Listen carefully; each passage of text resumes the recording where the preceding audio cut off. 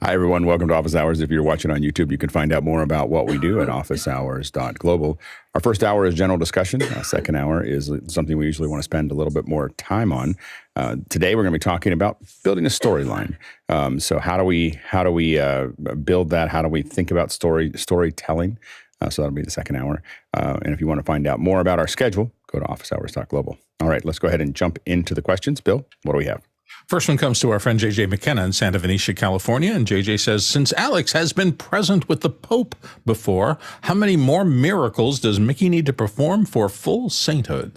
I think he's already there. I think we're just waiting. I think that, I think we just got to talk to the Pope about it. All right, next question. Next one comes up. Let me get rid of that one. There we go. From Andre Dalle of Berlin. And he says, Alex, should we re-iterate the Fenwick-framer V2O for a more zoomed out appearance of the panelists, so less head and more body room? Go ahead, Chris. No, we're good. Next question. I will say, as someone watching the coverage on Saturday, I went and watched it in my living room.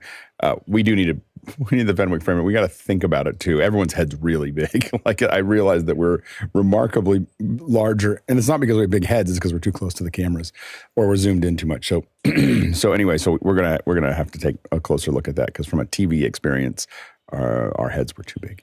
So I think that so we need to kind of think through that. Go ahead, Bill.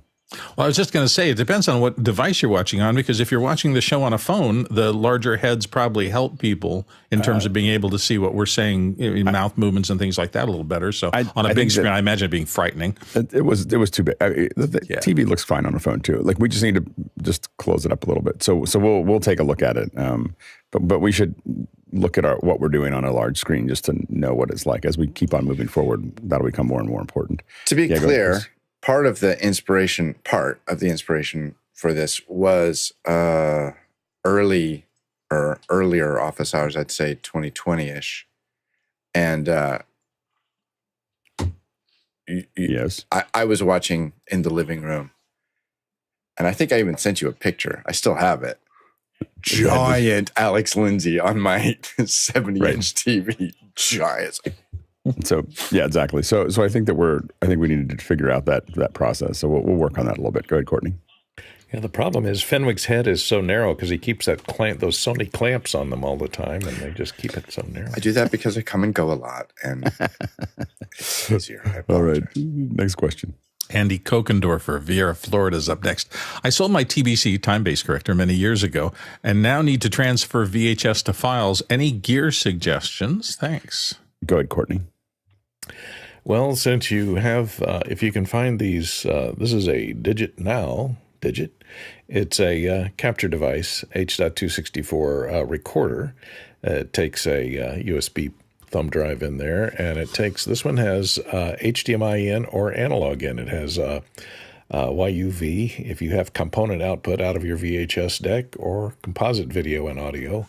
And so this, of course, has its own built-in time-based corrector, because anytime you convert analog to digital, it has to correct the time base anyway. It has to be able to see the vertical sync and correct it. So just take one of those. You won't be able to clean it up a lot, but later you can put it into DaVinci Resolve and clean up the colors and zoom in a little bit and crop out any of that head switching noise that you see at the top and bottom of the frame, and you're golden. Go ahead, Bill. I did this some years ago, and I used a Blackmagic video recorder, which was a little dongle thing that they sold. The reason I went in that direction is because it didn't have a full TBC inside of it, but it did have a frame synchronizer that eliminated some of the glitches that you often find with reading old VHS tapes into something, cleaned up the signal, and also transcoded it to H.264. And I was a little concerned when I did it that might not be the best possible format, but I had a long talk with Adam Wilt, one of my old friends from the DV magazine days, and he took me through a long technical explanation of why VHS, with its 260 lines and everything, you don't really need much more than H.264 in terms of keeping it, and that was too much to go into now. But so that was my source, and I've got probably all my old VHS stuff of work that I've done. It's been fine since then. It doesn't give you a big picture, but it gives you captures most of the quality that you'll get off of a VHS. Go ahead, Jason. When I saw this question, I was thinking immediately of like, how long has it been since I've thought of tracking and alignment and like, getting the heads just right? A long time. I've had good luck with Monoprice's kind of catch-all in this case. I think they've got one that goes directly to USB 3.1. What you'll find is if you try to get one of the off-brand ones of these, after about a half hour, it may struggle and the audio may lag behind the video. So be sure the computer isn't doing other things if you're going to be recording in a full-length VHS. On a day-to-day basis, I've used the Blackmagic Ultra Studios, but if you have less than 20 tapes, really consider having just a company do it for you. They have all the tools for you. It's going to take you a lot less time. I would highly recommend outsourcing that. Next question. Next question comes to Paul Wallace in Austin, Texas. He says, Siggraph is in 8 weeks, basically a computer graphics show with heavy educational presence. Is it realistic for office hours to do a show in Vancouver, British Columbia? I think that's going to depend on our members in the Northwest. So in Seattle and other areas like that, I know that a couple people have already volunteered. We're going to put out an email this week to see if people are interested in Siggraph. Siggraph, that's for Carmi. So anyway, I think it'd be a great show. I will say that there's an enormous amount of eye candy at the expo. So it's a great show. It's not overly large. So it's about the same, probably the same size in my memory. It is the same size as Cinegear, as far as how big it was. It got to a point where it was very large, but it's gotten a little smaller in the most recent years. And so I think that it's a doable conference to cover. And I think it'd be a lot of fun to cover it. I think that there's a lot of really cool things to see. I'm going to reach out, and we have Nick Justison on Wednesday, and we're going to try to see. I think he often goes to Siggraph. He usually has a booth there, actually. So we'll see if he might be available, and then we'll see if we can persuade Guy to go north, and I think a couple other folks have also talked about it. So let's see if we can make that work. Ping me if you are interested. I do think that getting good at these will be useful for all of us. Next question. Next one comes from Paul Wallace in Austin, Texas. Again, he said, if you could have any 3 microphones, what would you choose? Go ahead, Mitchell. I'll take Jason's, Bill's, Chris's, and if not those, then U87, AKG 414, got one right here, and any Sheps. Go ahead, Courtney. Can't hear you. I would take one that would unmute when you clicked on the button. Better. Yeah. I would probably use one, and I have several of them. The one that Bill is using, an Sennheiser 416, because it's nice, quiet. It's a long shot. It's a short shotgun, I guess, hypercardioid. So it's good for film work, and it's good for voiceover work. And a U87 for the really good voiceover work. And maybe an MKH 50 for film work, or 60. Yeah, go ahead, Bill. A lot of good choices so far, so I'll try to do something different. So at the top end, I would have somebody buy me, because I would never afford it, a Sony C800, because I think those are unbelievable technology at the high end. At the low end, I would get a EV635 with a long handle, because even after the apocalypse, that thing would still be working. They're impossible to destroy. And in the middle, I might choose something really weird, like an Earthworks reference mic. They sound terrible, but they are designed to have everything that comes into them reproduce exactly the way it came in. I used to use them a lot in room measurement and things like that. I think with those 3, I could do almost anything I wanted, but I would never really own those 3 because I just too weird. Go ahead, John. Oh, you're adding to your collection, I see. There's only one famous microphone made famous by Frank Zappa, the U47 Telefunken. I think if I had to pick 3, I would probably use the Sheps CMIT 5, the U87, and a DPA 4066. If I only had 3, that would give me the 3 different kinds of things that I try to use often. Next question. Joaquin Mattis of Imperial Valley, California. Would a base model Mac Mini M1 with a Decklink Duo 2 and a Sonnet Box be able to handle 4-camera 1080p 60 replay using Softtron's MReplay, or would I have to move up to a higher model Mac to accomplish this? Go ahead, Jason. I've never used Softtron's MReplay. I've put the Duo 2 in a whole bunch of machines over the years, both internally and externally. And what I've found is, long story short, you'll be fine. Usually, if you're trying to capture 4 simultaneous streams and you don't have a relatively powerful graphics thing, usually a PC was the one that I had an issue with 4 Skype IOs. You'll be fine. Go ahead, Mitchell. That M1 Mac is awesome, and it would have absolutely no problem running 4 1080 streams, maybe even 2 4K streams without any problem. Sometimes it's better to overbuild just to be safe, but I think you could do well with that M1. Go ahead, John. When did they start supporting eGPU on the M1s? I thought that was an issue. Well, it's not an GPU. It's just the Sonnet external box, which it definitely supports. This whole show is run on Mac Minis with Sonnet boxes. What I can tell you is that we're doing 4 outs from 4 1080 30, I guess, outs at like 15% usage on the M1 8 gig. So I would, based on that experience, I haven't tried to do what you're trying to do, and maybe we can try to configure one of our machines to test this, but I think you'd be fine. Probably would. I'd be surprised if you go over 40, 50% utilization on that capture and replay.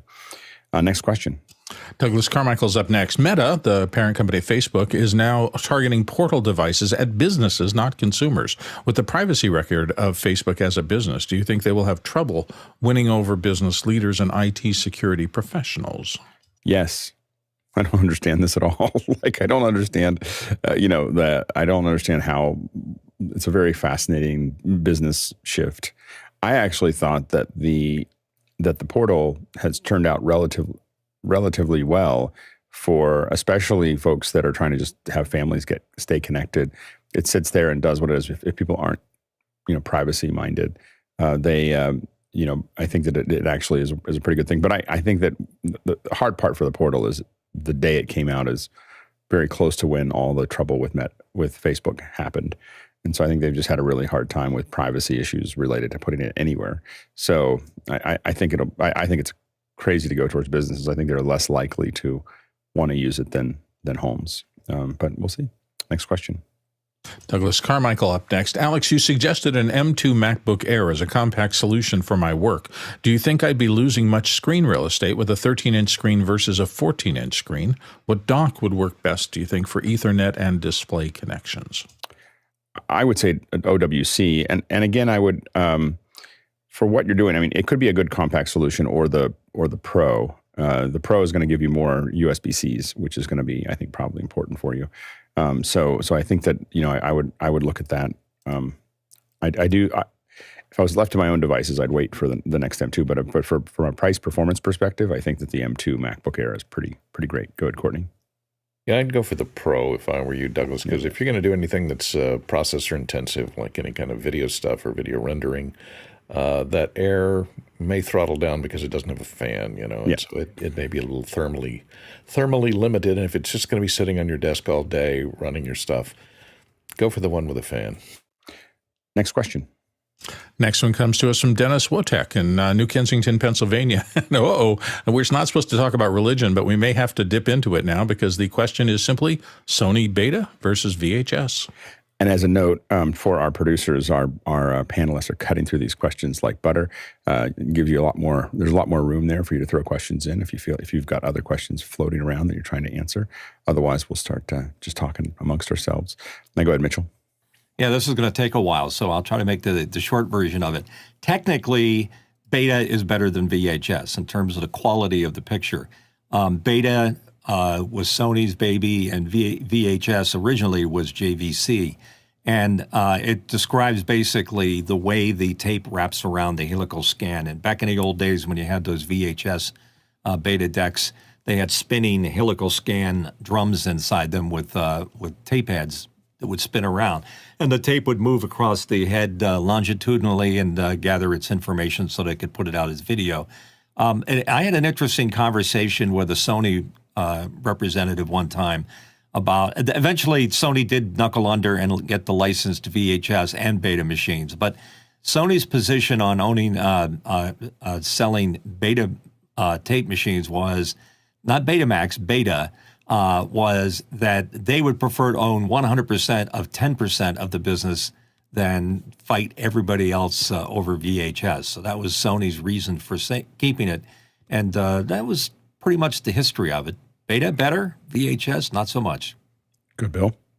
Well, the way I heard it, the reason the VHS took off was that people wanted to record a particular amount of time. I think it was an hour of television, and Beta in the early days was short of that. VHS wasn't, so people adopted them in huge numbers.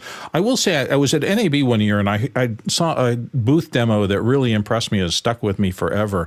And basically what they did was they had a couple of TVs in front of the crowd, and on one was an old movie at a certain definition.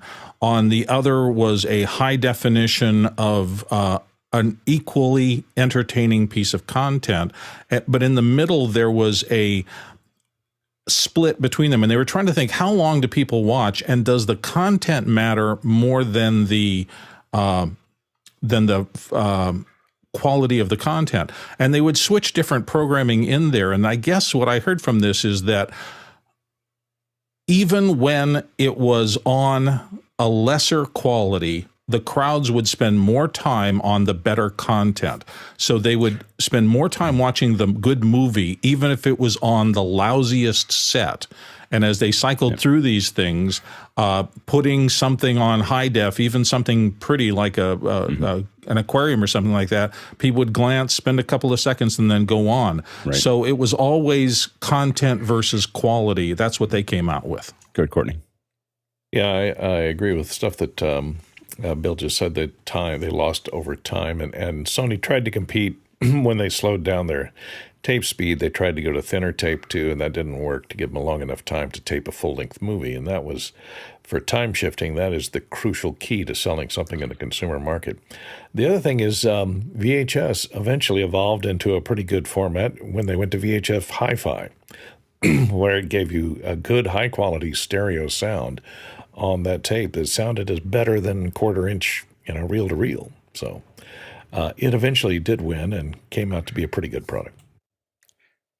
I don't know, but what I think we're dancing around is the fact that Sony wouldn't allow porn to be put on Beta, and VHS was, and that was most people in the industry know that was what turned a bunch of sales, for unfortunate reasons, but that was a big piece of it. Sony didn't want to have their new format connected to something so base, and it was the death knell, because it was just the wrong timing for it to happen. There was nothing else there. So next question.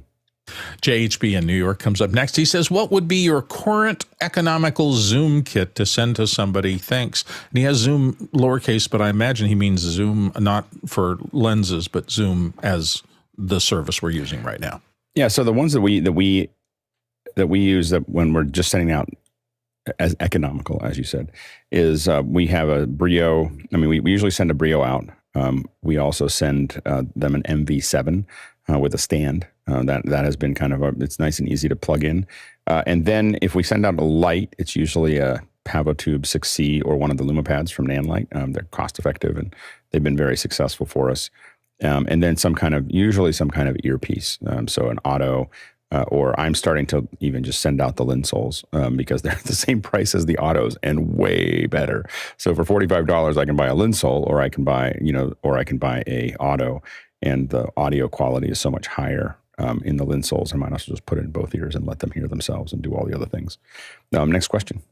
Paul Wallace is back from Austin. There is an incredible video of a drone flying through Elon Musk's factory. How could we do this with a show like NAAM or Cinegear, but slower and with voiceover? Go ahead, Courtney. You just do the same, use the same rig that we just used for Cinegear with the cameras on the little rolling tripod.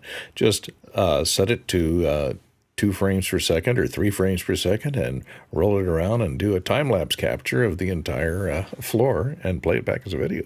Go, Jason. Yeah, time-lapse would definitely be the only way you'd be able to do that kind of clearance. I put in the comments a long and excellent video. I guess I'll put it in Mukana chat. These are very carefully rehearsed a good friend of mine did one of an entire baseball stadium and, is like flying right over a pizza box and, through the players' legs. It's incredibly cool and requires a tremendous amount of coordination. It's basically high-end choreography, and doing it flying with a drone, not going to happen at a trade show. I think they lost a number of drones doing this Tesla video. They got squished in the stampers. Yeah, I think that drones would be hard. You might be able to get the okay to do it when no one's there, but you would definitely not get the okay to do it when anybody's there. But definitely kind of a high rig. One of the things that we've done that looks like a drone is put a stabilizer on top of a pole, because the stabilizer actually does a pretty good job of fixing, what's there. What's interesting is that you can put the pole on a skateboard of all things and move it around, and it can be 10 feet high. So it's over top of everybody's heads. It will vibrate a bit, but what the stabilizer does vibration really well. What it doesn't do is bouncing up and down. So you carry the pole, and then you realize that's not good because it goes with your hips, unless you're really careful. But if you put it on something that vibrates a little bit as you go along, it'll capture it really, really nice and smoothly. And it's kind of over top of everybody's head. It looks pretty cool. Go ahead, Bill. I was just going to note, the first one I saw was that bowling alley drone shot, and I'm trying to remember the name of the guy who did it, and it's on YouTube, and it is stunning, and that was before these huge companies got in, and I think that's the best thing about this industry, is some individual little practitioner gets a hold of a piece of a technology like drone, really practices, gets crazy good at it, and then somebody finds them, and they do something that's really groundbreaking, and then everybody goes, that was so cool, I want to do it too, and then next thing you know, you got hundreds of people doing it. Yeah, go ahead, Very Mitchell. cool. I'm getting droned out. I'm seeing too many drone shots where they don't really contribute anything. I mean, an establishing shot, yeah, I understand that. A real estate shot, maybe. But using drones too much is getting to be a bane of my existence. I can't have too much drone. I don't think I can reach that to have too much drone footage. It's so cool, especially when you get really high. You'd be surprised how high those drones can go. Very, very high, as long as you don't care about the rules. Drone time lapse. I'm just saying. Well, let's get a drone. All right, next question. Next one comes from our friend Tony Mobley in Noonan, Georgia. He says, is there any prepping for Ruthless reviews this week? Just get your kit the way you want it to be. So we're gonna. There's not any prep until Thursday. Go ahead, Mitchell. I have to ask, what are we reviewing? I didn't catch it. Both audio and video. So we haven't done this for a while. So I'll see you later. So we haven't done this for a while. So we're getting pretty close to doing a bunch of wider distribution. So I felt like it was a good time for us to kind of review where we're at. Next question. JJ McKenna in Santa Venetia, California says, which docking system would be the most OS agnostic in a shared space like WeWork, assuming second screen, mouse and keyboard combination, and wired Ethernet connectivity? Go ahead, Jason. The most system agnostic that I've seen is the OWC tiny little mount, the one that's like $65, and it truly is. It is so class compliant. You can plug an iPad into it. That'll work with anything. Next question. Next one comes from Aaron Giancarlo, Flagstaff, Arizona, and looking for an XLR breakout box for field work. Any suggestions? Go ahead, John. It's interesting timing because our friend Douglas Ferguson, that's funny, just upgraded his Bob's breakout box 1, 2, and 3 to fiber with XLR on the end. He had some XLR-based ones, and now he's just were the XLR-based, Chris? Maybe Chris can help in this question. But they were built by Greg Ballot, who's our A1 out of Utah. They're absolutely amazing pieces of work. Go ahead, Mitchell. If you're using it for press stuff, too, Henry has a thing called a press box that has all kinds of connections of all various kinds, along with a distribution system in it built into it. So it's a quick way to get audio to everybody. Yeah, I guess what I would say is it depends on how many channels you want to go out to. So I mean that becomes the thing for me. It would be if I was doing 2 channels. If I was doing 2 channels, I would either do an Avio, just a little Dante Avio, so then you have Ethernet that goes out to it and it pops out. If you want a little bit more control, I'd probably use a USB Pre 2. It's an expensive solution, but for 2 channels, still the best thing for XLR out of a computer without Dante. If you wanted to go 4 channels, I'd probably look at one of the MD4s. Sound Devices used to make them, but I think they're still made by Studio Technologies, and that's 4 channels of Dante, 4 in, 4 out. And then if after I went over that, I'd probably look at the high-end Focusrites where I can do Dante to 16 channels out or whatever, and that would be, that way you have just a box that breaks them all out. As far as press boxes, I can't think of the name of the company right now, but there is a Dante-based press box. I highly recommend it because that is that will be the bane of your existence. Is the buzz that you pick up on the way there, and all the other things. It's just way simpler to have an Ethernet go out to the press. Next question. Next one comes from Idris Hagi in Fairfax, Virginia, and he writes, a Zoom video recorded. They were poorly transcribed by Zoom. What other software would you recommend for transcribing Zoom video files that can produce clear transcriptions? Thanks. A computer will never do it perfectly. Depends on the quality of the audio and the diction of the speakers. So you just have to know that you're going to probably go back and clean up some of it.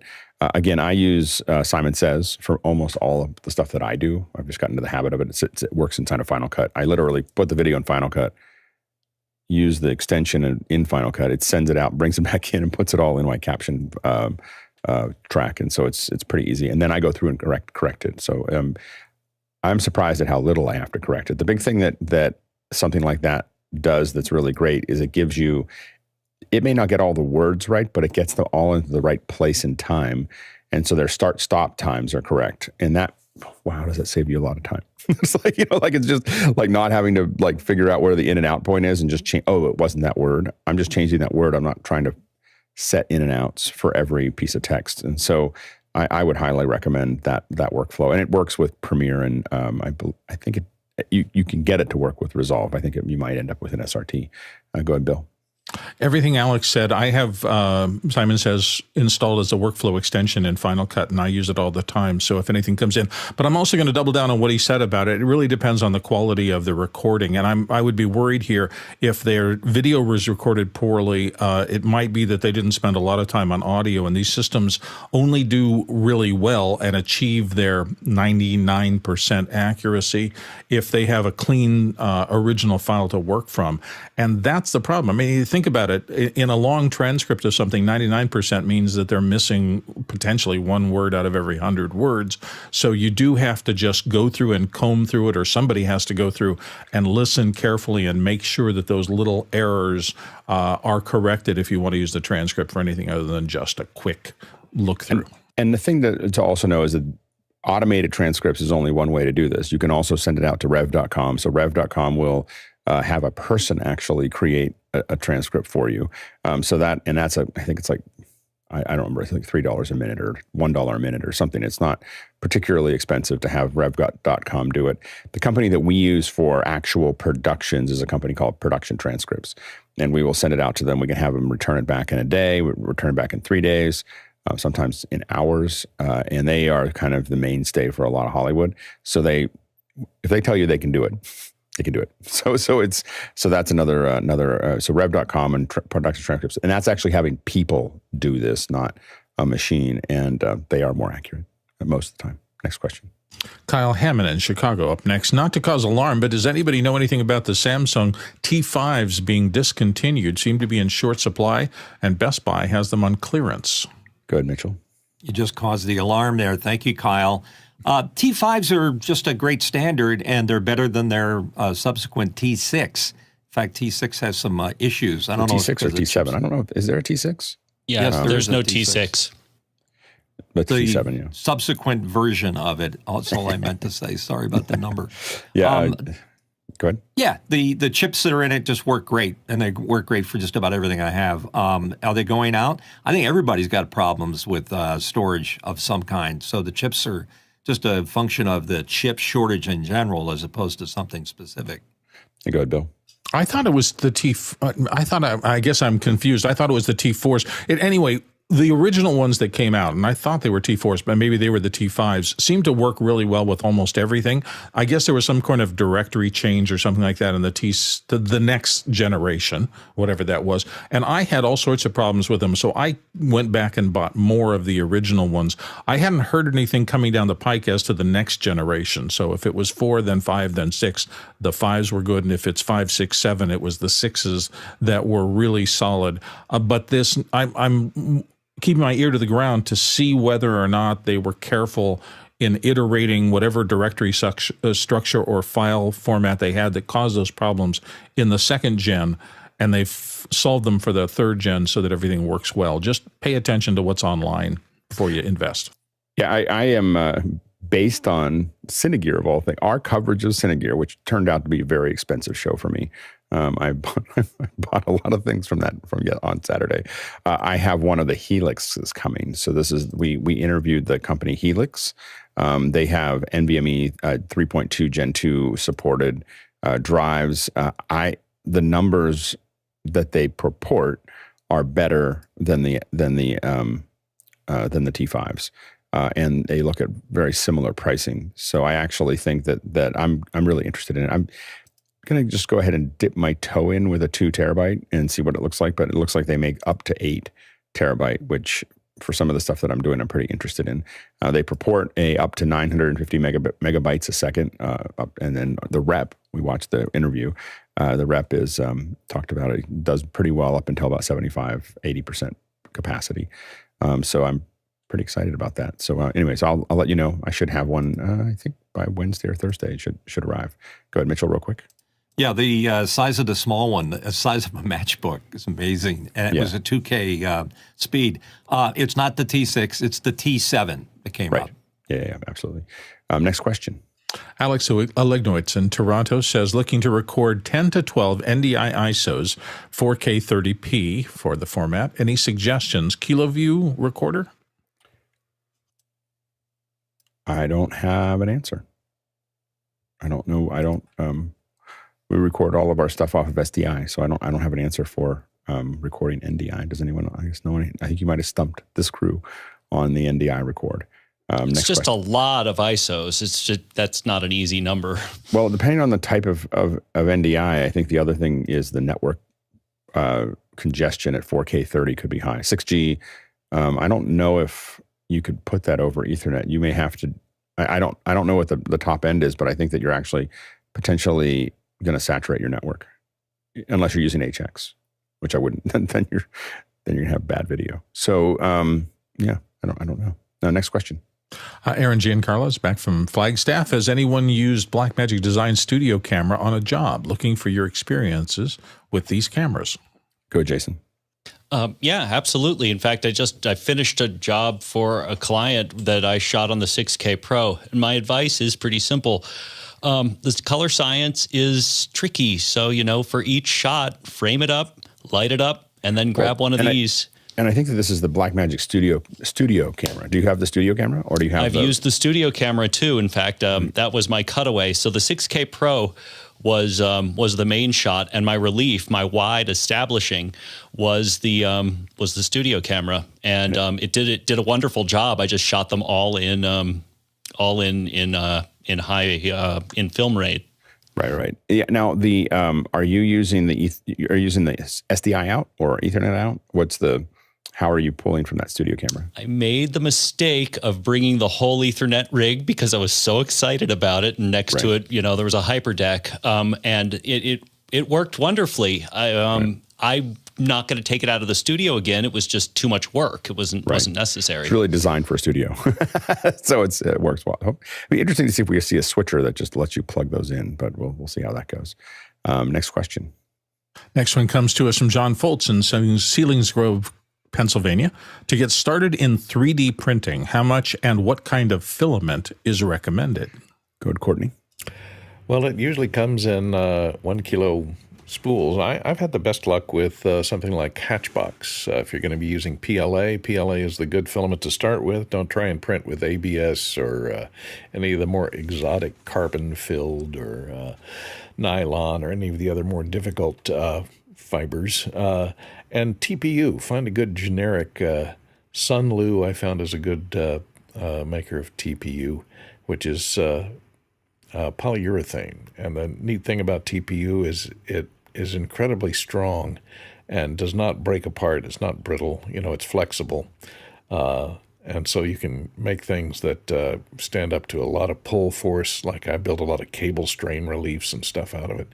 And it works great for that, designing a lot of stuff. I've had the best luck with the Hatchbox for PLA, though. Next question. Next one comes to us from Guy Cochran in Seattle, our friend. What other industry trade shows outside of our industry and production could you see Noah's rolling rig being used for? Go ahead, John. Oh boy, the second or third largest show in Las Vegas is called World of Concrete. And that's the one where they have those giant trucks outside. I really want to cover World of Concrete because I've heard about it. I've heard about it all. Like they just talk about, then there's NAB and there's CES and then there's World of Concrete. World of Concrete. It just sounds like so many. It's like a kid's dream of just many, many giant trucks. Have you been to it, John? Yeah, oh yeah. Those trucks, those tires, they have like an elevator to get to the top of that giant truck. Oh my gosh, we have to cover it. We have to cover World of Concrete. When is it? When is World of Concrete? They just had it. I have to check the calendar. I can't remember. Dagnabbit. Yeah, I'll fly out. I bet you. I'll travel. I bet you we could get a huge crew to cover World of Concrete just because. Vegas, they have the special shoes exhibit. Yeah, that's right. Oh my gosh. Anyway, go ahead, Bill. I was just going to say Hall of Shoes would be great. I loved, listen, we were all pretty excited about this ability to go out. And I think there's a lot of different trade shows that would be interesting. I mean, it's really the travel and the costs. But I'm in for World of Concrete and I'll pay my own way. Well, I think that the other thing is that one of the things we want to do is start thinking about, we have this global community, so we can find different people to cover many of these things. So as we systematize this, I think we could get to a point where I've been really trying to think through this process of being able to have, we definitely need great hosts, but could we get to a point where for some of the smaller events or events that we don't have as many people, we just have someone with a camera, going and showing things and maybe us asking questions and build a system that really lets us go almost anywhere in the world and experience it if someone just has the rig and they're not ready to be on camera, but they just want to take us to a place and maybe even have a return. And so I'm trying to think through that.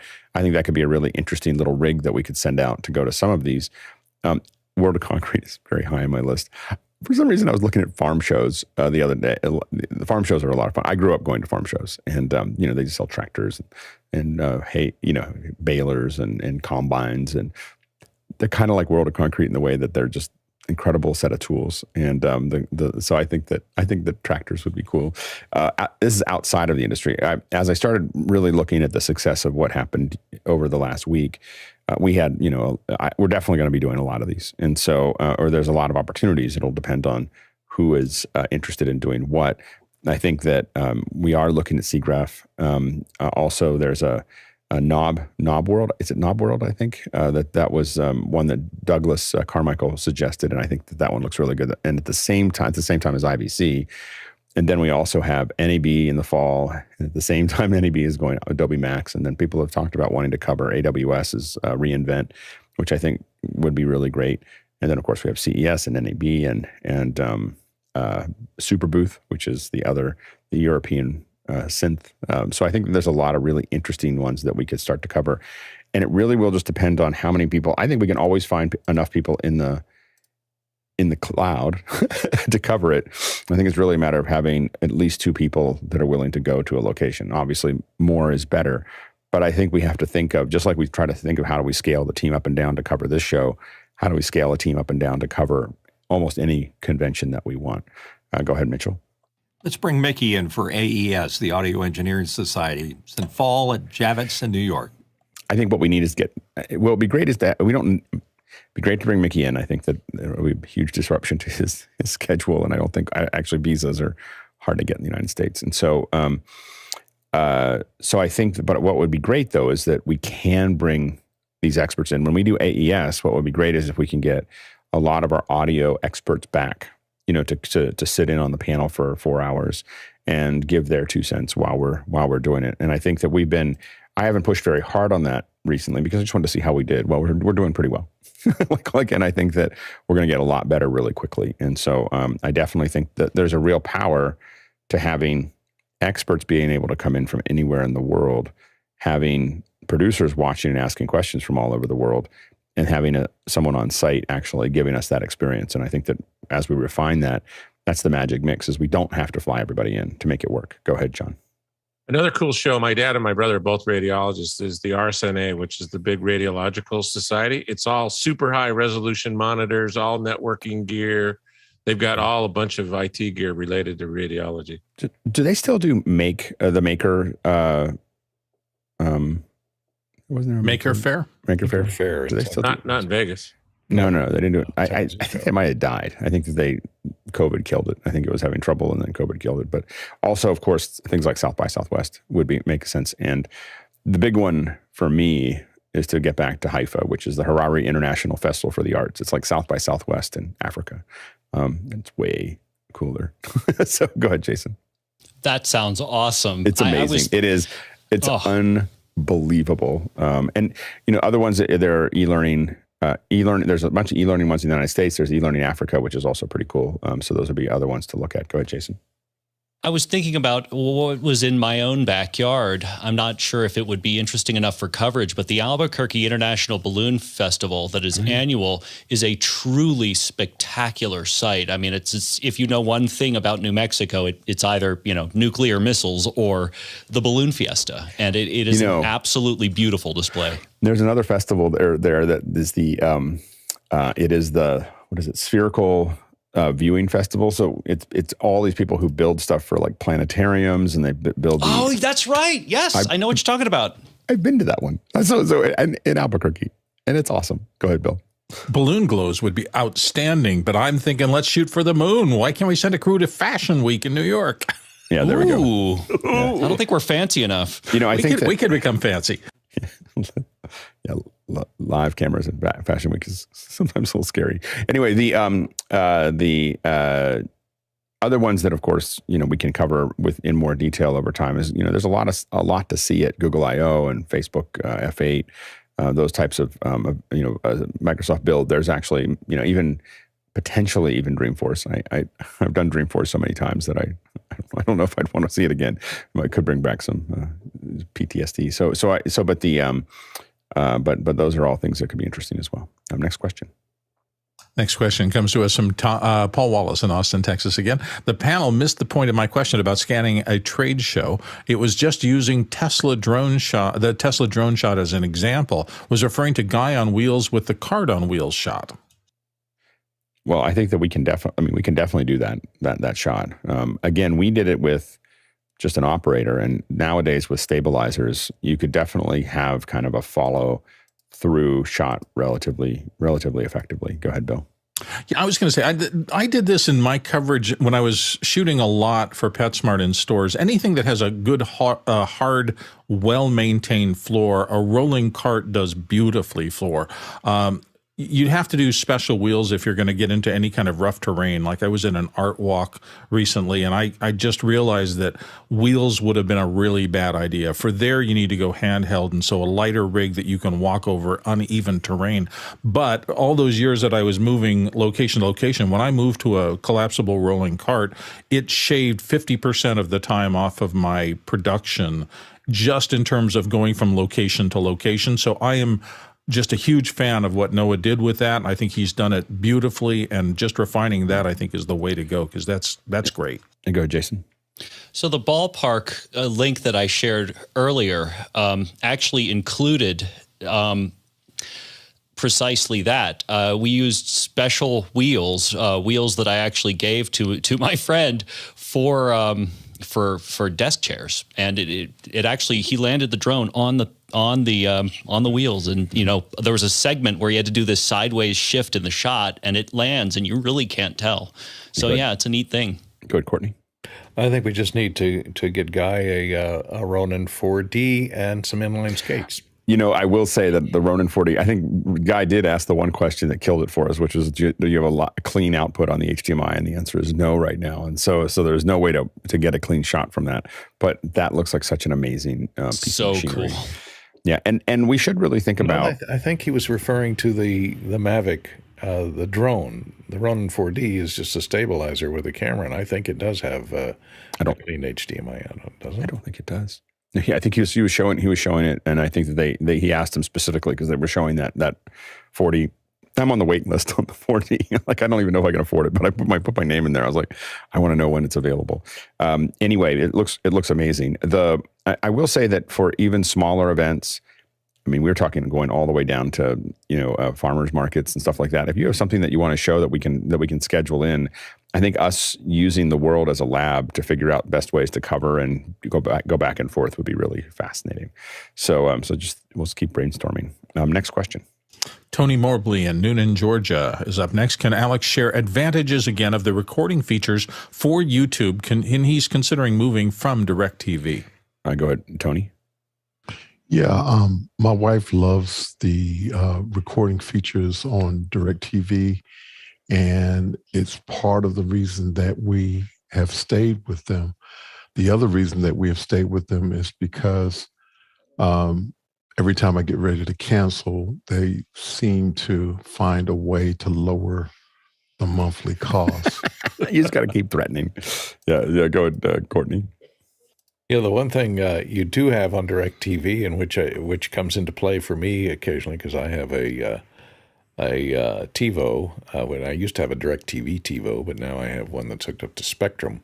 But it gathers things on a local hard drive, whereas YouTube TV will store your stuff in the cloud. So YouTube TV has really unlimited storage, so that's great. But if your internet goes down, you're not watching anything, Go ahead, Jason. I will add quickly and anecdotally that I've never paid more than maybe $2 or $3 a month for all access to XM radio, including with the phone. Go ahead, Mitchell. Yeah, I wouldn't be too quick to get rid of the DirecTV. As a DirecTV user since 1993, and I have YouTube, and I have Apple TV, and I've got all the Plus services. It just doesn't come easier for me, anyhow, to record programs, schedule it. It's smarter than YouTube is right now in terms of doing that. And just so if you're complaining about the price, it is true that if you tell them that you're ready to cancel, they will work miracles. I mean, miracles on the price. Yeah, the thing is, with DirecTV, it generally doesn't, once you've paid for your dish, it doesn't cost them anything to give you the content. So they can keep on dropping that price down to almost nothing and still make money on it. I will say that I have a DirecTV on my roof that I never activated because I got YouTube TV. DirecTV has more channels than YouTube TV. YouTube TV's gotten a lot better, but there's definitely a lot of channels on DirecTV that aren't on YouTube TV. That said, wow, can I set my records up for lots of things, and I don't have to worry about storage. So the disadvantage is if I lose internet, then I won't be able to watch it. But the advantage is I don't have to think about it. It's just metadata. No one's recording anything anywhere. They're just setting in and out points along the system. And I literally just say, I want to watch all of this forever. Because I don't have storage issues, I literally am just going, not literally, but figured, I just click on the plus sign and say, I want to record all NBA games. I want to record all NFL games. I want to record all of this news organization forever. And it's just constantly hoovering that up. When I want to do research on graphics, that's what I primarily use YouTube TV for.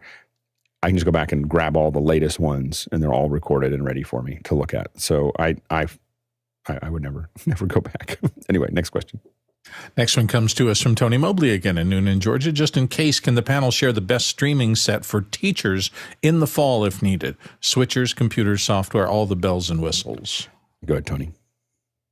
Yeah, so one of the things that's troubling for me is that I just think that we need to be proactive in terms of what may happen in the fall. And I was just wondering if the panel had, I know we have Roscoe's golden list of different systems and everything. I was just wondering if the panel had an updated list of things that teachers should acquire before the fall. Yeah, I mean, I think that the things that will make it easier if they were doing something virtual is going to come back to something like an M1 Mac Mini with Keynote with some cameras that can come in. That's probably going to make the biggest difference for a teacher at the lowest price. A couple web cameras and a Mac Mini and that's the cost is $600 or $1,000. You'd have all of that if they don't have a computer already, and so that's going to give them an enormous amount of power in the classroom. The next step, of course, would be things like ATEMs and mics and so on and so forth. But it's something that we should, I think, as we get into it, I have a feeling, at least talking to our teachers, that a lot of people are having a little downtime over the summer. They're not as worried about what's happening next year. And I think that we are going to start focusing on that in September. We'll open up some more stuff where we start doing Q&As with folks as teachers get back to work and or back to school, at least. I know a lot of them are working over the summer. We'll have recommendations based on the newest things that are out there, and we'll talk about our kits and how we do education. I think it is important that we keep on providing that resource, but I think we're taking the summer off like everybody else, and kind of going easy on it. I will say it'll be a lot of people are in my world are really tracking how many students go to virtual or drop out of the public school system. The next problem the public school system has is some people are projecting as high as 10%. Will not make it to the next year, and in some states, and that's going to create a rift that teachers will have to figure out that's more complicated. So that's the biggest thing that we see as a risk in the fall. Next question. Alton Christensen in New York City says, I'm sending a camera kit and a Pelican 1650 round trip to U.S. Canada for an interview. It's being sent via FedEx. Although we'll consider what paperwork is needed or other issues to anticipate related to shipping and return. Go ahead, Bill. Well, Alex, I'm sure will speak to more because he's done a lot more of this than I think anybody else on the panel. I've done just a minimal amount, but a carnet is usually the thing that you send out with something that's going out and coming back, so you avoid tax issues. They don't know that you haven't bought something overseas and want to put an excise or something on it as it comes in. But I would also go to FedEx and ask them if you're thinking about using that, and Alex doesn't come up with a better source of shipping that he knows about. Ask at your local bigger FedEx store, and they should be able to tell you what you need to do to make sure you're clear on going out and coming back. Yeah, the company that I would recommend, there's two different ways to do it. You can either have a company that manages everything for you, like Rocket. Rocket is the one that a lot of us use for international, if we just don't want to think about it. If you're going to FedEx can be a little difficult to get in and out, just because FedEx doesn't really know how to manage it. So you will have some customs issues if you try to FedEx a round trip. FedEx is really good at sending things to people. Usually, if you're going to FedEx something, you may end up getting jammed up when it gets there.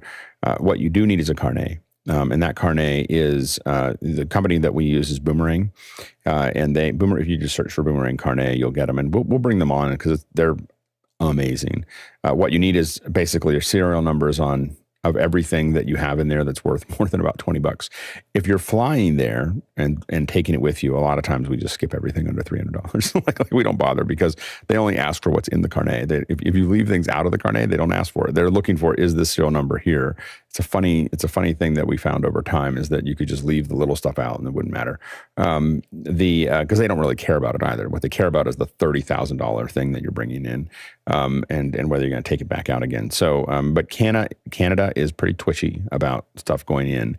So you're going to Bill's point, you probably want to talk to FedEx about it. You can't just drop it off at FedEx with a carnet. It won't go in and out. I would highly recommend, if you're not, we almost always send somebody with a 1650. We rarely just ship a 1650 to somebody.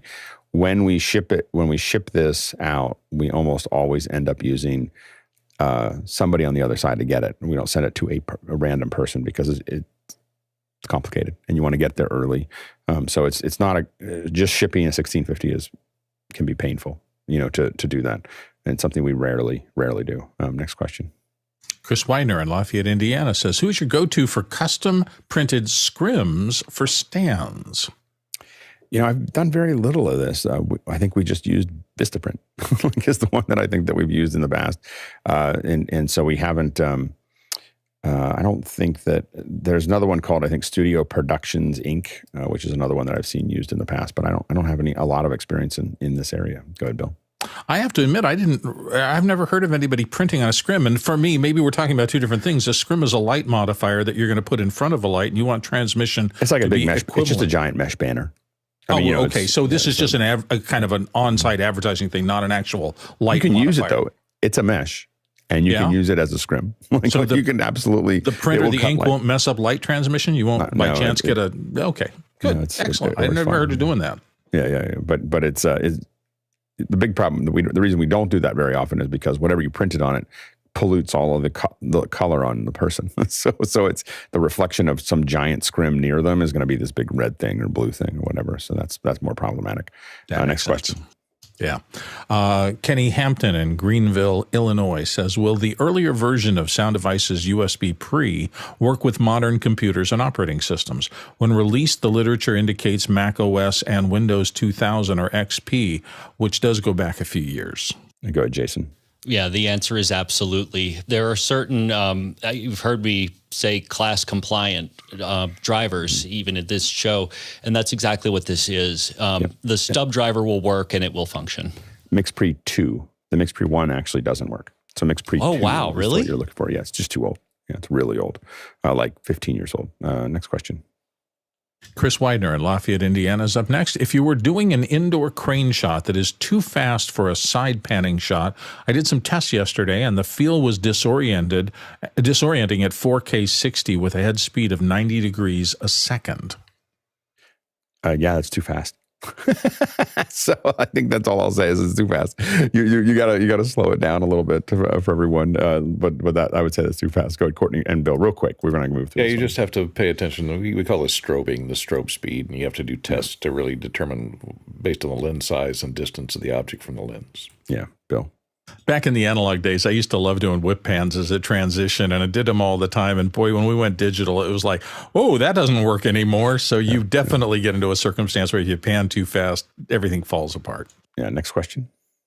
Next one comes from Chris Widener in Lafayette, Indiana. Has anyone done live streaming from a roller coaster in 4K with a live view backpack? No, but I absolutely want to.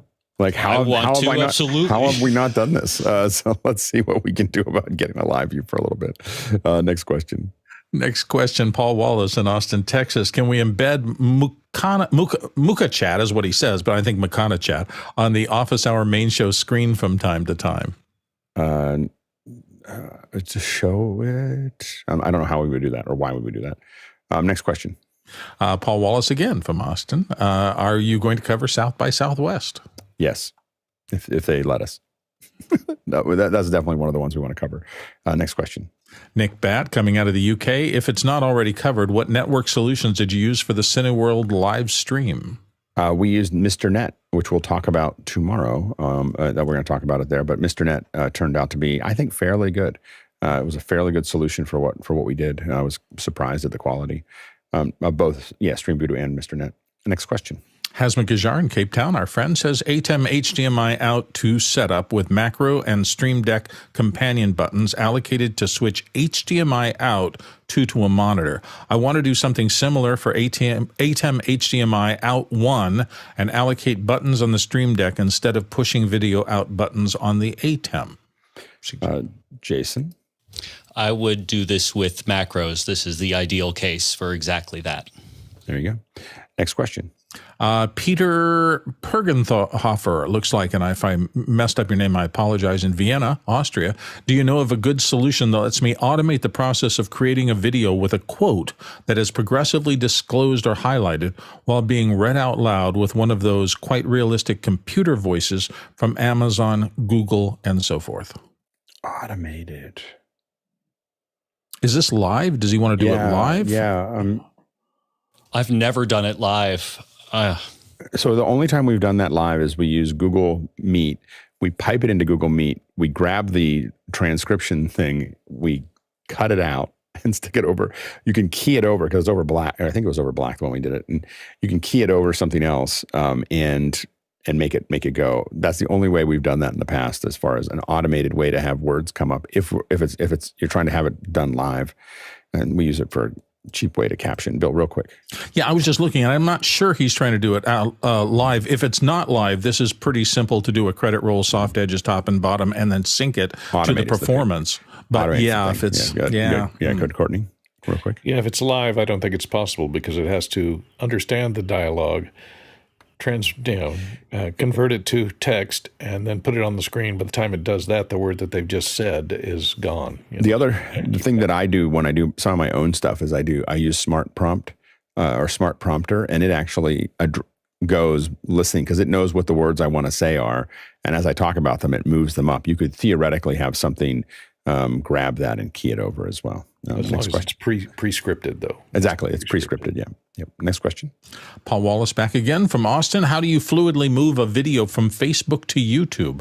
What tools do you recommend for Facebook, YouTube, Instagram, etc. integration? Go ahead, John.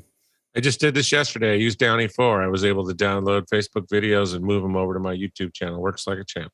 That's the answer. Next question. Douglas Carmichael is up next. When you're stressed out and having trouble concentrating, what are some useful exercises for practicing keyboard skills that aren't excessively demanding? Go ahead, Jason, real quick. All right. Since no one's going to jump in here, I'll give you kind of an off-the-wall answer. Do 30 squats and then get back to your keyboard. Very good. Or a plank. Do a plank. I like to take a short nap, but don't take too many of them. And I clean my pool. That's my big thing. All right. We are now jumping into our second hour and talking about story arcs and how do we build story arcs. So our panel can raise their hands to talk about it if they want to before we start getting into your questions. So this is I think that story arcs are important, and how you all set them up. Everything has some kind of story arc, even if you don't put one in there.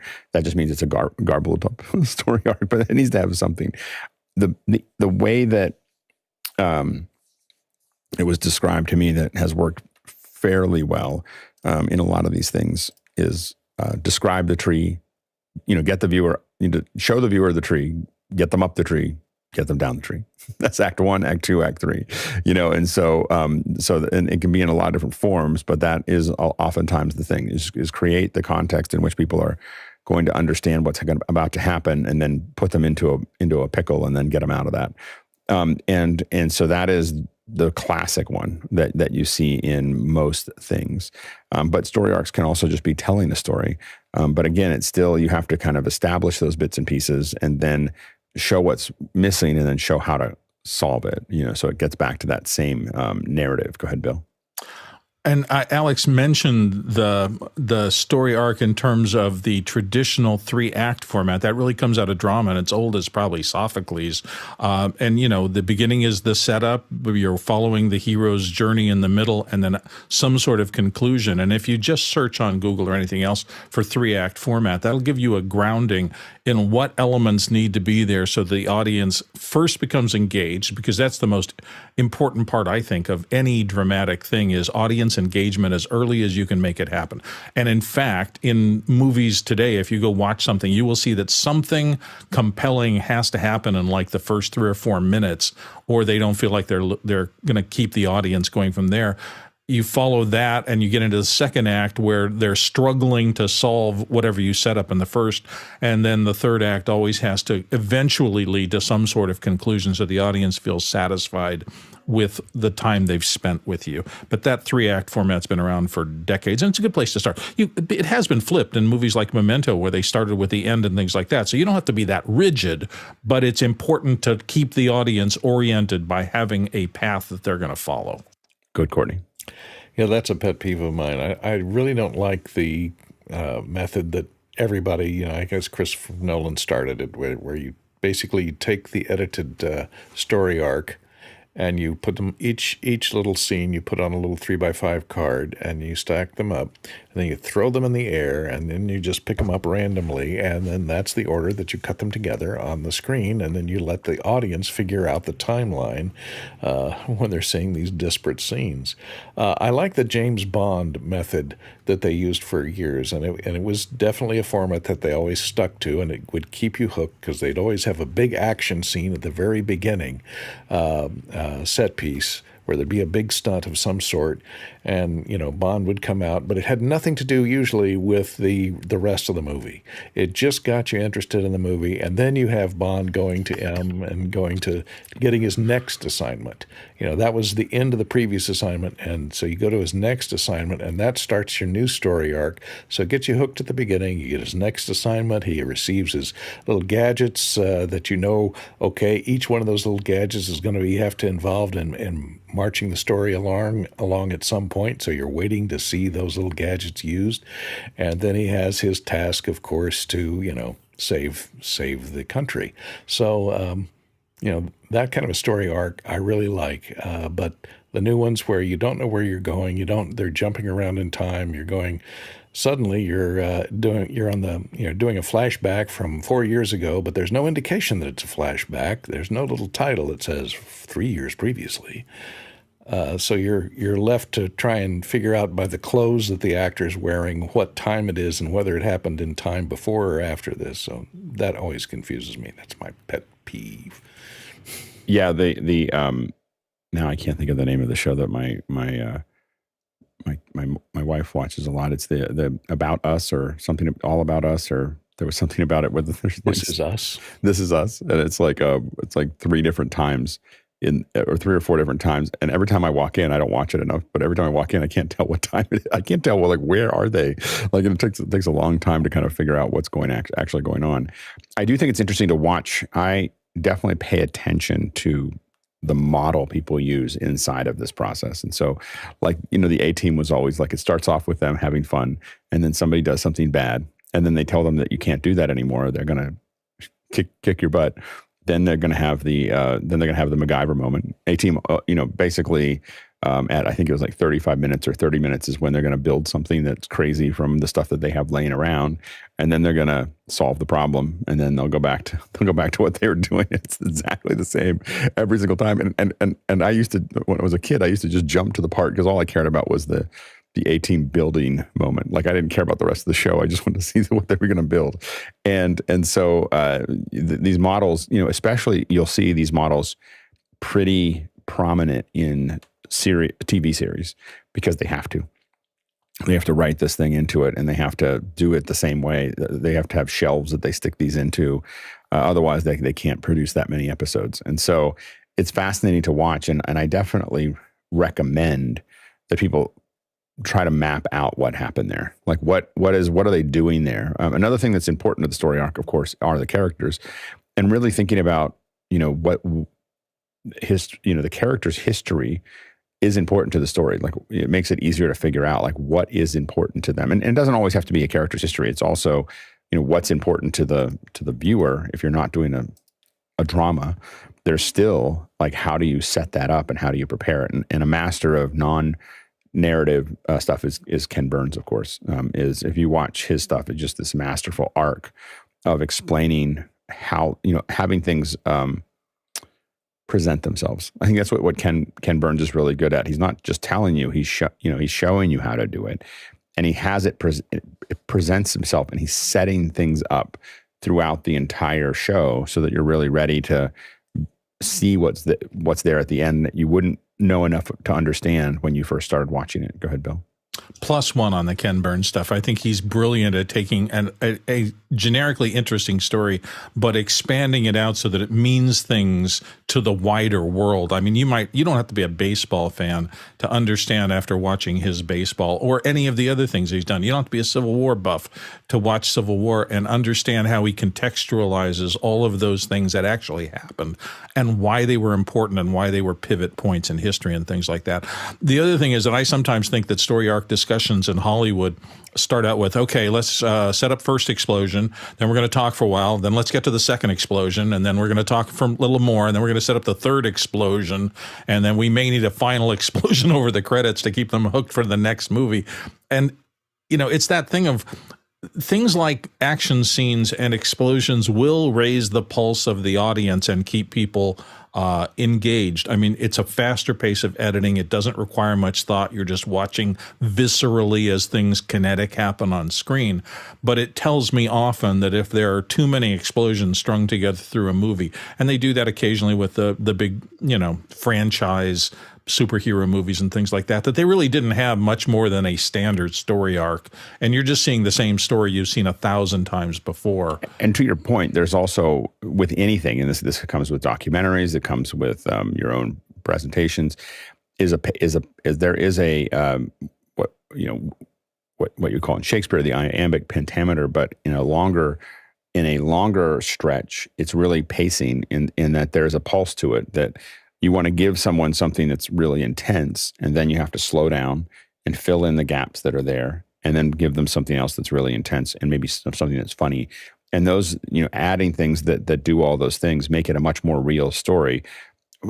To your point, when it's all intense, it is not. You just kind of you adapt to it, and then nothing really works. It's the stopping and starting and kind of building up those backstories that I think are really, really important. Go ahead, Courtney. Yeah, and I look back at all of my favorite movies. They have one thing in common, which is a narrator. And, if you look at Shawshank Redemption, has that voiceover narration that links together the story and gives you the backstory and fills you in on little character traits about the people you're seeing without having to, do a flashback and show them arguing with their wife 10 years ago, et cetera, to know what their motivation is in the current scene you're about to run into. The narrator can tie it all together and in a meaningful way. And if the narrator is one of the characters in the film itself, it makes it even more meaningful because this story is being told from that person's point of view. So it gives you a cohesive line to carry through the whole story arc. Sometimes there's people who you put in the show to explain things, and they really are the narrator, and they just try to feed them into they're the scientist that explains why this is working or what it is. Instead of having a narrator, they try to insert it into the storyline. Sometimes it works. Sometimes it doesn't. Yeah, go ahead, Jason. I feel the need to kind of step back for a moment. It's kind of like one of these, what is poetry? So, what is a story and how is it different? And I think the real kind of tie that binds between all of the wonderful things that were said before this is that, an art film is a film for its own sake, for its own expression. And a story is designed kind of to impress upon the person. And I think the difference between those two is, where the story falls. And that's kind of always the way I've thought of it. I do think it's interesting that I watch people that are really good at telling stories, and a lot of times they tell the same stories over and over again because they're getting better at it. You hear it 3 times, and hopefully by the 3rd time it's better than the first one. That way they kind of trip through trying to explain something. So it's also just in general conversation. Next question. Next one comes from Brody Hefner in New York City. He says, the best books I've found on creating engaging story arcs for presentations have been Nancy Duarte's 2008 Slideology and later books by her and her company. Any thoughts on her books or other recommendations? Go ahead, Jason. I don't have one specifically about creating a story, but I have a unique just experience from a book that I'm sure a lot of people have read that I don't think I've ever seen duplicated. A Tale of Two Cities is a wonderful book, but by itself is kind of boring until the last 50 to 75 pages. And after you realize that the whole thing is set up, and then all this just wonderful, just everything comes together in this magical way that I really, really like. Yeah, I've actually tried to get her on the show. They're like, not right now. So the Duarte, by the way, is on many of the big shows. They are the heavy hitters behind a lot of the presentations, and I've actually had them prep my slide deck, which means basically rip it all apart and put it back together. Much nicer than I had put it together. And so I would highly recommend reading or studying anything that they put out because it's really amazing. Go ahead, Courtney. Look into Joseph Campbell's writings because he was a great mythologist and a hero with 1,000 faces. How he relates the timeless stories that are told over and over and over again with the same hero and the same structure. And a hero's journey are two things to look into where it shows you how basically all of the folk tales and everything that you've heard throughout your childhood are all related to a single storyline. Yeah, absolutely. Go ahead, Bill. Yeah, that taught me. I remember still in my mind is the all stories come down to either man against the environment, man against nature, something else, and man against himself. And you can really take almost anything you've ever seen that's been an engaging story and fit it into one of his three categories. And that's really revealing. Man against man, man against nature, man against himself. That's it. Everything falls under one of those three. So decide which one you're doing and focus on making that the best example you can of that conflict. That's the central conflict that drives stories since the beginning of time. And the most famous, I don't know if it's an urban legend or real, is the shortest story ever written was the rumor is by Ernest Hemingway, where someone challenged him to write a story in 6 words. And he said, "For sale, baby's shoes, never worn."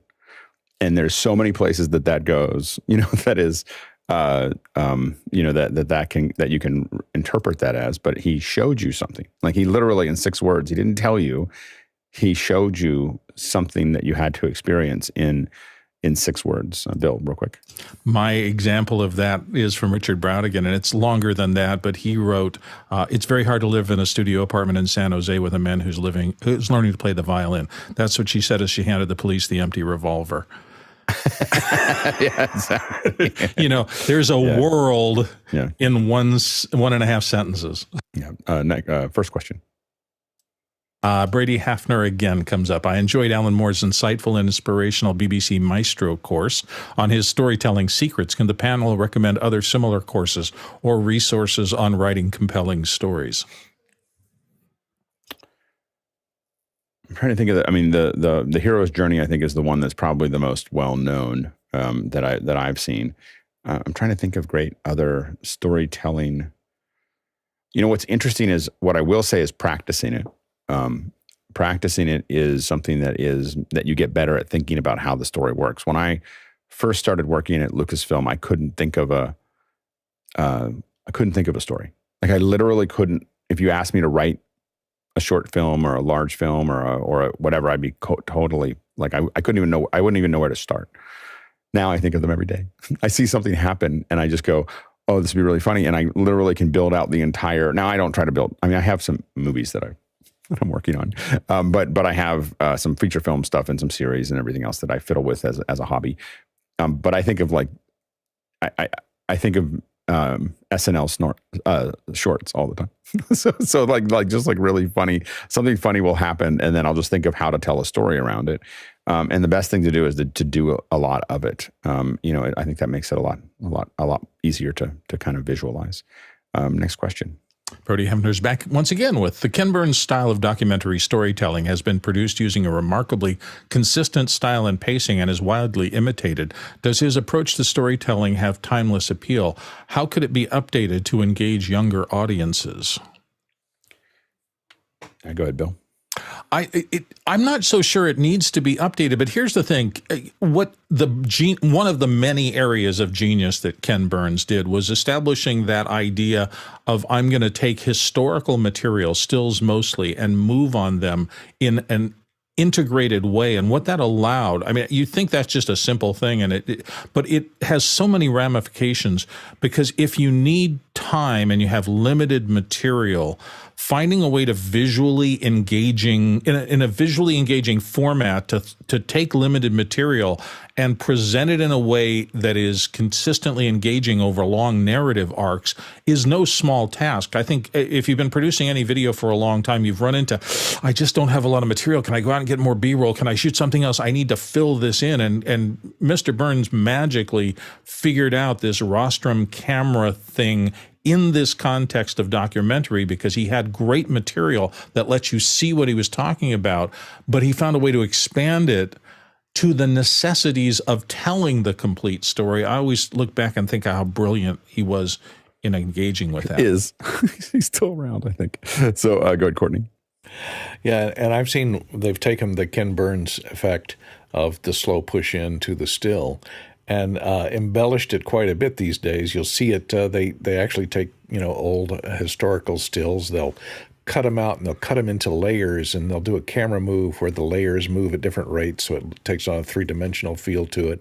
And they'll sound design it. They'll add in sound effects of horse carriages and traffic and stuff from the period as they're doing this zoom in on basically a still photograph that's been converted to this kind of 3D look to make it more real and to take you back into that time and put your mind back in that mindset. And that's how I think they've kind of updated the Ken Burns effect with modern tools. They do have tools now. I think there's a thing you can download where you can take a still picture and animate it. It will, using AI, it will ingest the still and build a short focused 3D image out of it where the person will blink or turn or even move their mouth and talk, which is quite amazing using AI principles and a single still graphic.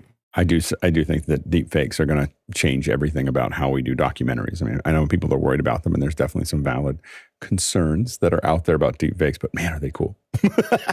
like it's just when it works, it's pretty slick to watch. I think that what I found really fascinating was, and I've talked about this a lot, so I'll keep it short, is that I was able to take out connections, and the show that was done how long ago? Like 40 years ago. Now, admittedly, Connections was the largest. It was the most expensive thing that the BBC and PBS had ever spent money on. So it was definitely not something that they just accidentally, came up with. They didn't just have it. So I think that is. But what was interesting about it is that that my kids would stop watching everything, and stop listening to you. James Burke just did an incredible. He wrote the book first, right? And he wrote it and was able to tell stories about history. He didn't just take you somewhere and tell you, well, this happened, this happened, this happened, this happened. He was showing you what those things were, and he did it at a very fast pace to a point where even today, after seeing the whole series 2 or 3 times, if I put on Connections, my kids will just sit down on the couch and watch. And I think that we want to keep studying how James Burke did that. And, Alton Brown, before he started, I had this interaction actually on Twitter with Alton Brown. And I was talking about James Burke, and he said when he was planning Good Eats, he watched a lot of Connections to look at how James Burke was doing what he was doing. And he got a whole new generation of people into cooking, because of storytelling, because he wasn't just showing us how to cook something. He was telling a story that had humor, it had explanations, it had illustrations, it had all of those things. And I spend a lot of time studying Connections and Good Eats, regardless of whether you want to cook any of the stuff in Good Eats. Alton Brown is a master storyteller when it comes to the context around food. Next question. Next one comes from Douglas Carmichael. He says, does anyone use Final Draft 12 for scripting? I think that's Dennis Wojtek. And You're right. Go ahead, Bill. Well, I was just going to say, yes, a lot of people do. I mean, Hollywood, if you're doing scripts into the Hollywood system, there is a specific format, and if your script isn't in that format, and Final Draft, since its origins, codified that format. It's, a reader who reads hundreds or sometimes thousands of scripts needs to understand when it's formatted like this, it's a character name, this is a stage direction, this is dialogue. And if it's not in that format, it's harder for people in that business to do it. Now, that said, only a small amount of the work that is done for movies or those kind of things. The format for writing a play is somewhat different. The format for writing an AV script in our industry is also very different. That's usually a 2-column format with directions on one side and all dialogue on the other side. So, it's interesting to me. I've seen some new tools out there. In fact, I'm in the middle of just beginning of exploring a new one called Craft that helps you reorganize things, and it's been highly rated. So I'm interested in whether they've managed to come up with any new innovations in the ability of somebody to do what I do when I write. Now, this may be different than other people. I like to start and just throw down ideas, understanding that I'm going to rearrange and consolidate and move things around later. But whatever the inspiration direction is I'm thinking about that character. I want to do something about them, or I'm thinking about that topic and I want to get some ideas down. I just want to flush it out of my head. I usually end up with a long, unbroken string of text, and I use little lines across it. I've lost my train of thought here. I'm just going to go to the next train of thought I have, and eventually I have to bring them all together and get rid of about 90% of what I've written to get down to the core of the story. Mm-hmm. But in order to do that, I want a tool that helps me do that. I wrote this part of that paragraph up here. I had a thought later. I put it down here. I need to get the two up together. That structural bringing together is very important for the way I write. There are other people who may be able to write down and write from top to bottom, but I don't know anybody who can do that. And go ahead, Courtney. Yeah, there's a company called that's been doing this for a long time, Screenplay Systems, that if you go to screenplay.com, they have a number of tools here for the writer. Dramatica Story Expert 5, Movie Magic, which basically teaches you how to adhere to the correct format for writing a screenplay, with the dialogue and scene description, etc. And Dramatica Pro and Outline 4D. These are tools for the budding screenwriter that take you through the basics of story arc and developing a script and how to put it in a form that will be accepted when you present it to a studio. It has to be in the right format when they're used to reading, movie scripts. So there are tools like that out there that you can purchase that will help you guide you through that process. Yeah, I write stuff in Slugline, so it's just a simpler version or a cleaner version, I think, than Final Draft. I owned Final Draft for a long time, but I found Slugline was just a little sleeker and cleaner and easier to use. And so when I think of stories, I don't write very at the beginning. Like I really ponder them for a long time and I like to freeform them in my mind for a long time. And this comes down to stories. It comes down to slide decks. It comes down to presentations. I really think through them for a long time. Then I write notes. Then I write them in notes. So I just I do some kind of version of an outline, and almost all my outlines are in Apple Notes because they're everywhere. So I can sit there and start working on it on my computer. If I think of something, I can open it up on my iPhone. If I think of something, if I'm talking to someone, I go, oh, I'll change that. And I'll move that around.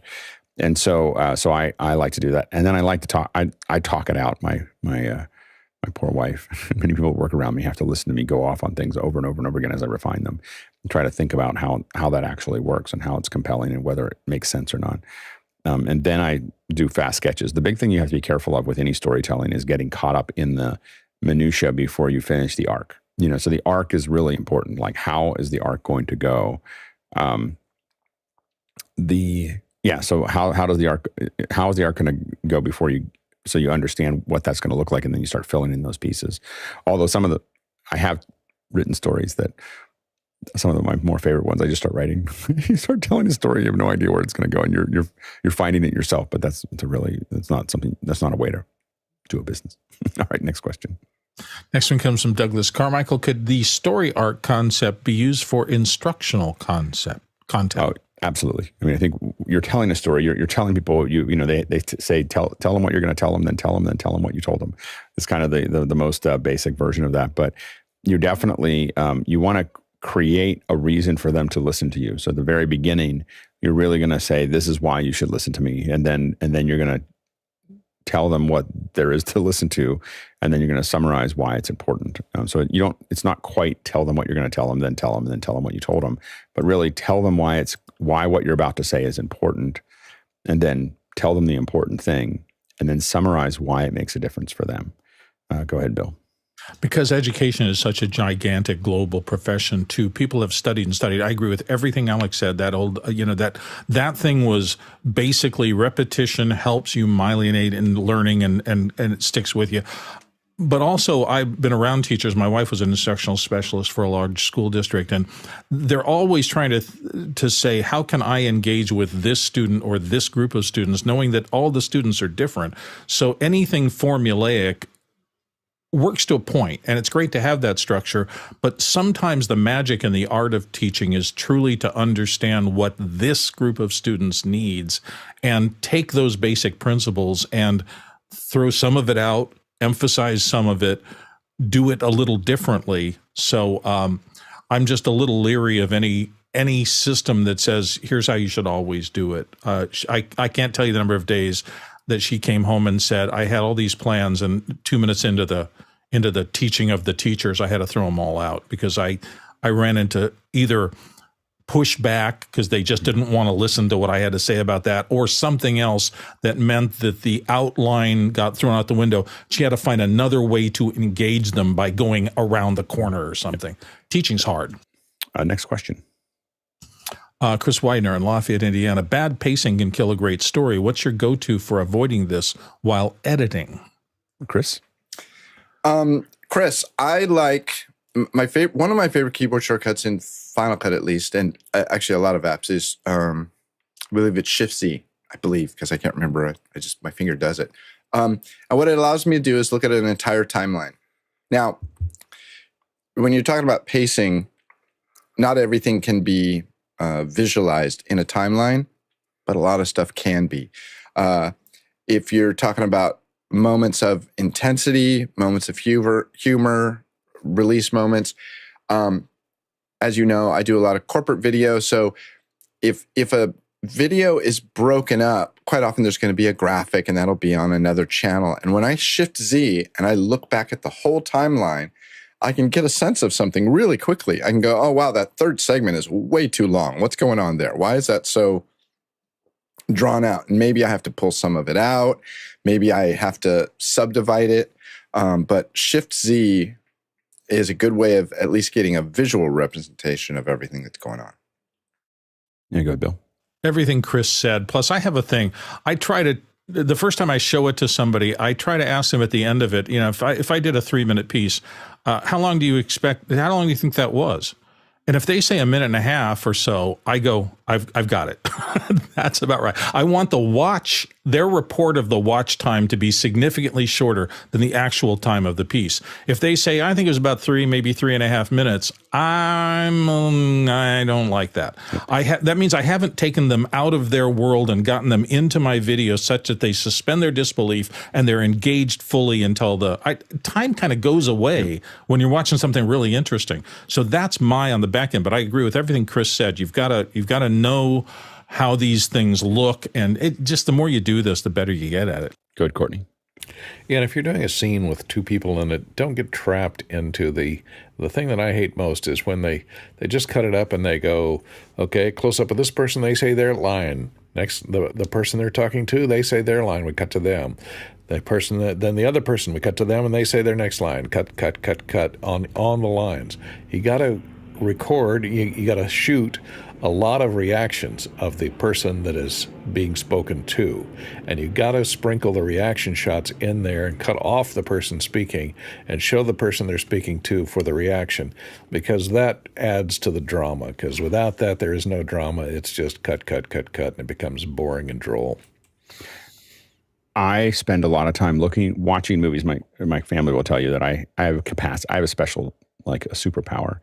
I can watch the same thing over and over and over and over again. I only play one. I was tweeting it last night because I noticed it. I only play one level in Kingdom Rush. Literally, I've been playing the same one for over a year. I only play one level. I play it about once a day. I try to get better. And so I'm really good at repetition. And it really helps because what I do is I find parts of movies that I like. So I don't watch the whole movie anymore. It's like I already know what Act 1 was. So like with Braveheart, I just cut the first 45, and normally it's the first 45 minutes. You just cut the first 45 minutes out. So somewhere between minute 38 and minute 49 is the place that you just there's usually some point where it shifts gears, and that's usually where I end up going back in. But one of the things that I find interesting is if there's segments that I like, if there's something about the storytelling that I really like, and it'll be something odd. Like I don't know what it is about that scene that I like so much. I will watch it over and over and over again, trying to kind of pull it apart. Like there is a segment in Braveheart that starts with them marching through the forest, and then the Irishmen show up, and there's this interaction between them there, and then the hunting, and then the battle in Stirling, and the story arc there is unbelievable because what it's done is it establishes a warmth in the between the group. It establishes new characters. It shows what the threats are to them of people trying to kill William Wallace. It establishes that it sets up a character that you thought might be bad and now isn't, and it preps you. It creates this whole this tight knit family thing that then sets you up for the battle, that's happening, and why they're different than the nobles that are trying to get people to just do it, and the whole way through that arcing all the way to the battle. Like if you watch it over and over again, you realize how bad the end of the battle is. There's like 10 people kind of barely moving their things around. So it goes off the deep end, but it does right up until they start the battle. It's just an amazing setup that I really enjoy watching. For some reason, I really like the start of Guardians of the Galaxy 2 with the what's the little Groot dancing around and being angry about it and fighting things, all while all this other stuff is happening. And there's little things that, just take a long time to figure out. Like the fact that Gamora says that, and again, I know this because I watch these over and over again. She wants to use a gun because it's a really big thing, but she ends up killing it with a sword. Sorry, I ruined that for you, but it's the beginning of the show. So anyway, I know I ruined it for Chris, but there's spoiler alert. So I'm willing to spoil the first 5 minutes. So anyway, but I think that I love things like that. I love, setups, that are building around. And what I love about stories is when I'm going to do something subtly for the first part of the movie, and then I'm going to tell you why I did that, near the end. And that is where I think it's masterful, like a masterful, storytelling is not just that you go through the story. It's that, and I think that, Christopher Nolan sometimes takes it too far, but he does really well putting those things in. And then he takes it to the extreme. But I think that there are things that I'm going to start now. The hard part is, can you do it without me noticing? Because usually I notice it. Like if they show something, even for a glance, I'm like, okay, that's going to come back, on the other side of this. So you got to try to do it without a pattern. But really, when you unwrap that well, I think it's just an amazing. I think Man on Fire has a couple different storylines between the bear and the license plates and the interaction and everything else. That it does a really good job of winding that up and handing it over. Go ahead, Chris. I've been really thriving on Better Call Saul lately. Mm-hmm. And it's what I call intelligent television, because they don't spoon feed you anything. A lot of it is really subtle. And if you're not paying attention, you're going to be missing out. And it doesn't hurt that, it's Netflix, so I can rewind it and watch it, or I'm watching it on Netflix. I can rewind it and watch it again. And there are many times where I get to something like, whoa, what?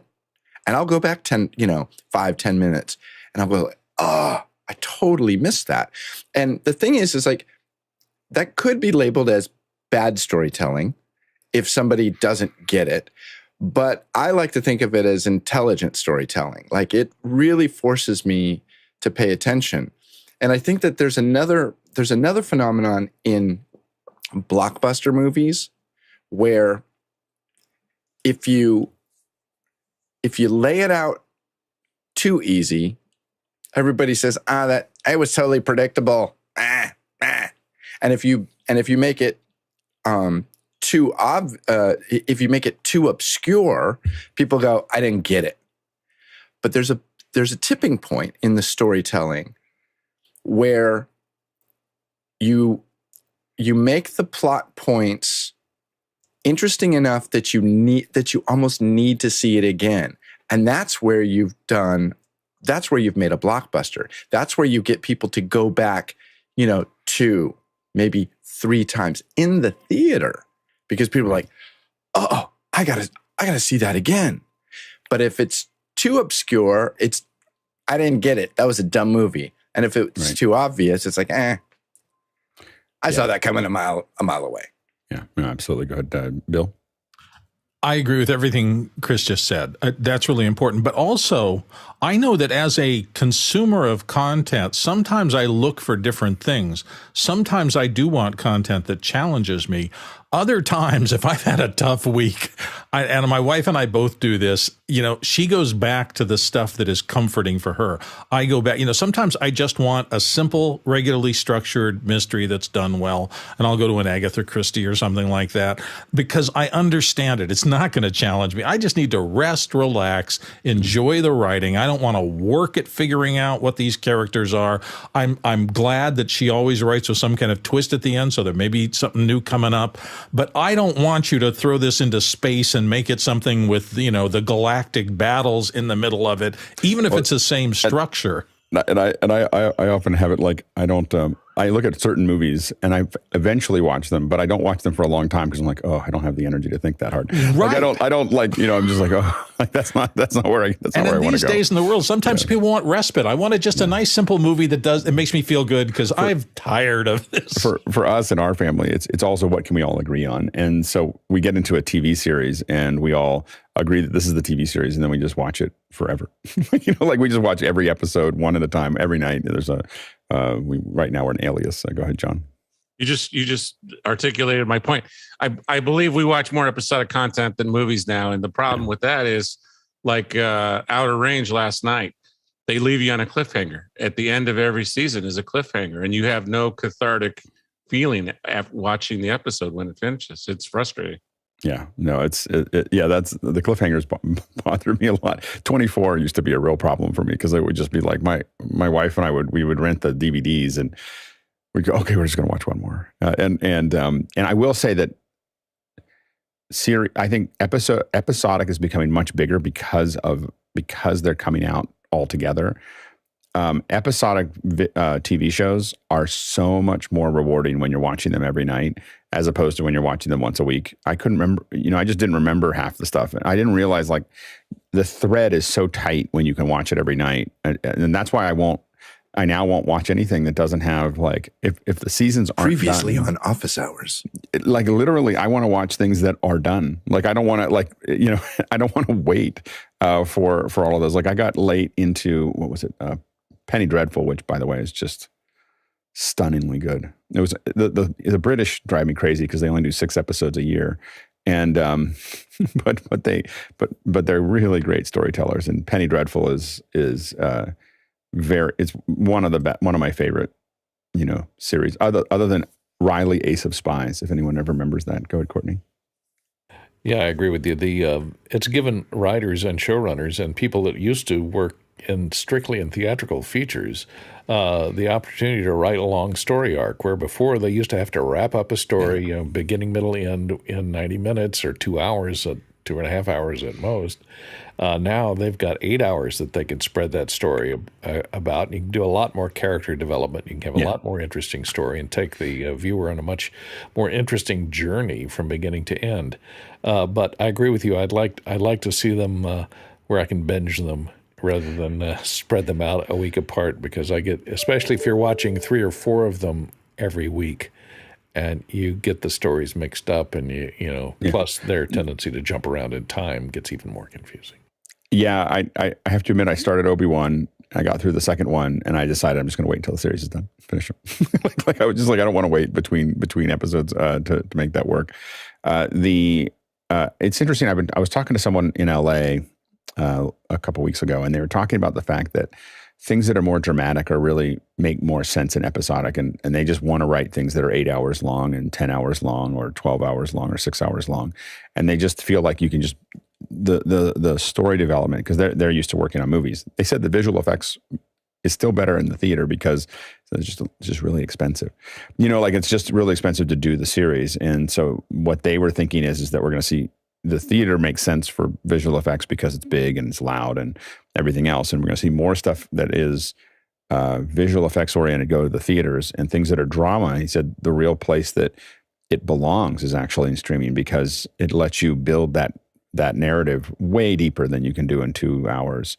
And so they've lost interest in doing drama for theater. Like they said, people at first wouldn't do it, but as soon as larger directors started doing stuff with Netflix and Apple and everyone else, they kind of broke that wall. And now that they're doing it, they're like, they don't even want to do 2.5 hours. No one wants to work. What he said was, Nobody wants to work on a 2.5-hour drama anymore or 2-hour drama anymore. Because if you're going to do a drama, you want it to be 8 hours, 10 hours. It's just a lot more rewarding.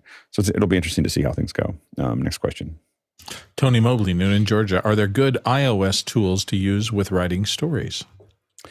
The Slugline works on the iPad, so it works on the iPad but otherwise, I would say Notes.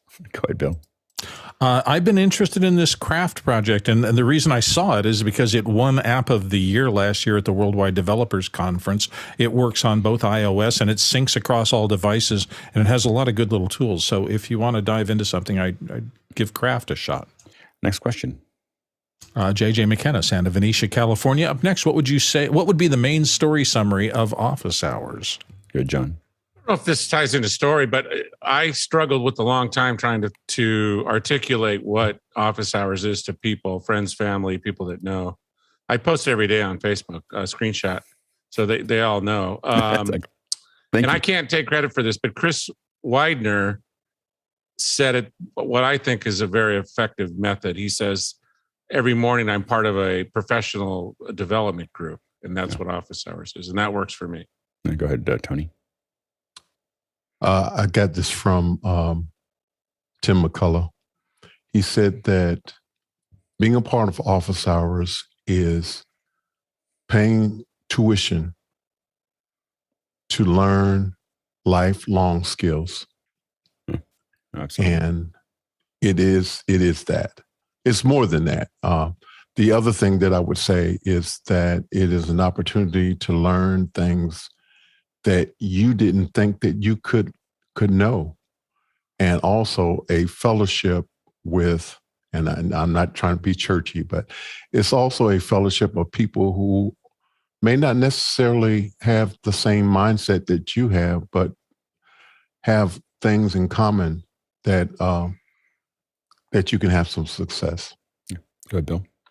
My slug line would be, in 2022, Alex Lindsay assembled a ragtag crew of media professionals to try to not go crazy through the incoming pandemic. And we're succeeding day by day. I think I just say that it is the coolest, geekiest global water cooler discussion ever. So anyway, next question. Next one comes from J.J. McKinnon, Santa Venetia, California. How engaging are stories told from different perspectives, a la Grendel and Beowulf, or 101 Dalmatians and Cruella? I like them. I think it's interesting when you see it from the other side. I think I like ones where it's telling all those sides at one time. So, like, I think a good example is Babel, Traffic. Those are great. Those are great movies where there is no good person or bad person. There's a bunch of imperfect people making imperfect decisions, and you watch how those are all kind of colliding together imperfectly. Go ahead, Bill.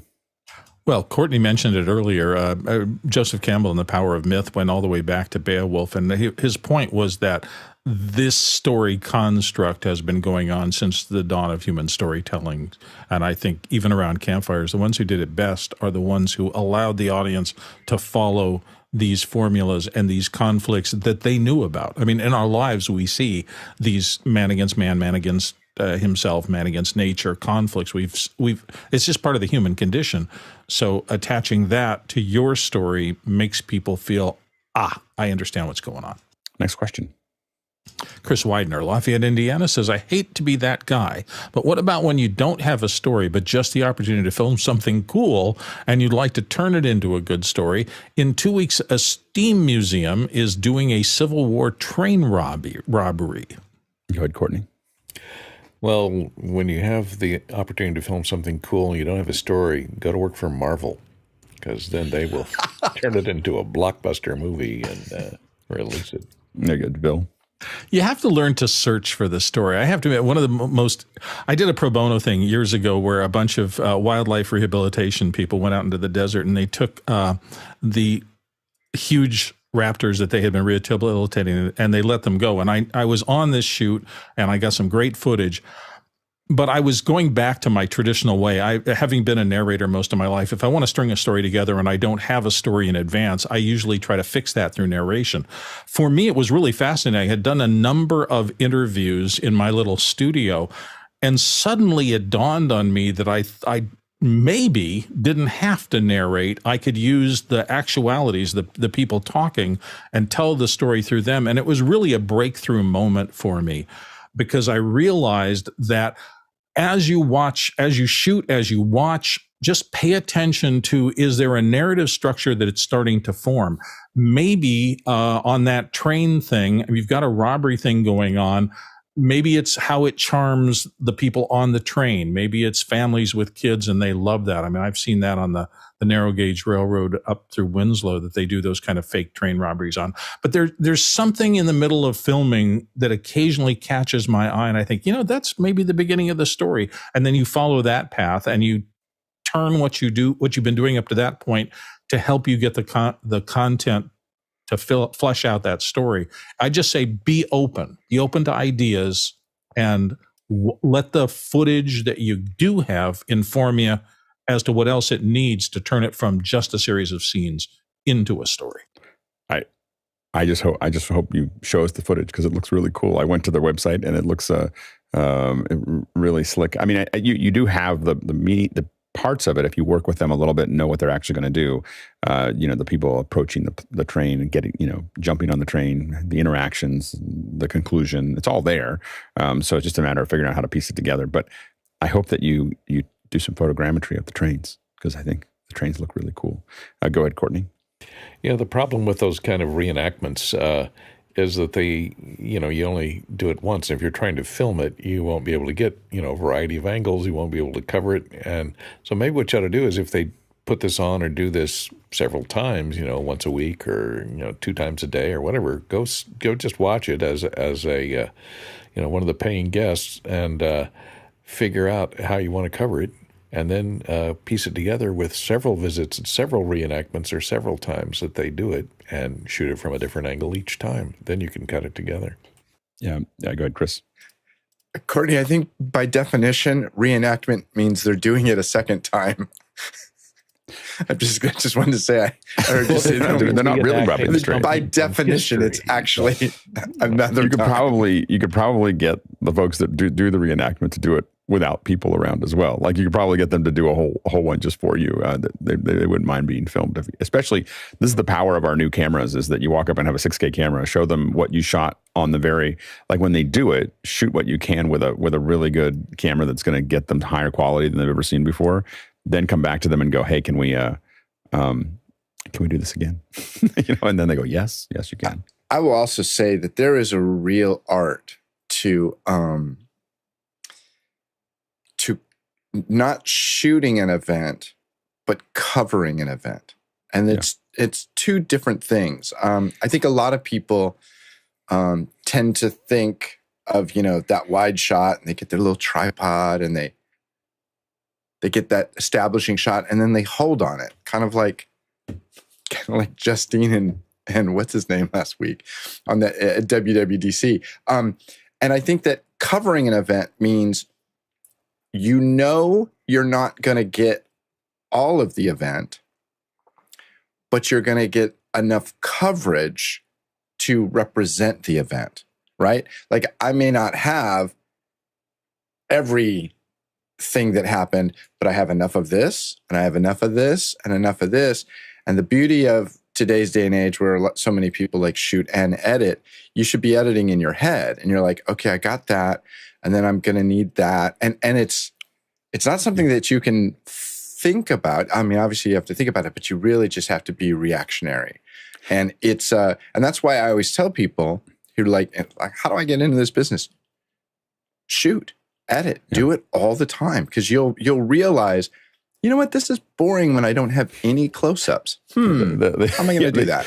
The best. I've told this story, but I'll keep it short. Before, so here's a story for you. But one of the best things that best advice I ever got. I went to Paul Houston, and he was an incredible matte painter, and I asked for advice on shooting texture maps. I was going to go to Alcatraz and shoot a bunch of texture maps, and he goes, "Well, take a lot of film, shoot a lot of pictures," and I just thought he wouldn't give me any secrets. He wasn't giving me any secrets to how he did it. He was holding back on me. It turns out, taking a lot of film and taking a lot of pictures, you just learned what you wanted to. You learned what was important. You learned how to do it.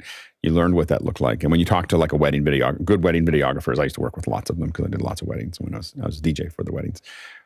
And they knew exactly what to grab, like, and it was really like, you grab them coming in, you grab the little rehearsal that they do, the vows, the of course all of that, the cutting of the cake, the first dance. These are all your tent poles, and then you fill it in with beautiful moments. Like that's how someone told, like just moments that you capture. But you have to tell that story. Those are the tent poles of what has to happen, and then you just find eye candy that tells the rest of it. Go ahead, Bill. I don't know how much control you have, but here's a 2-cent idea for you.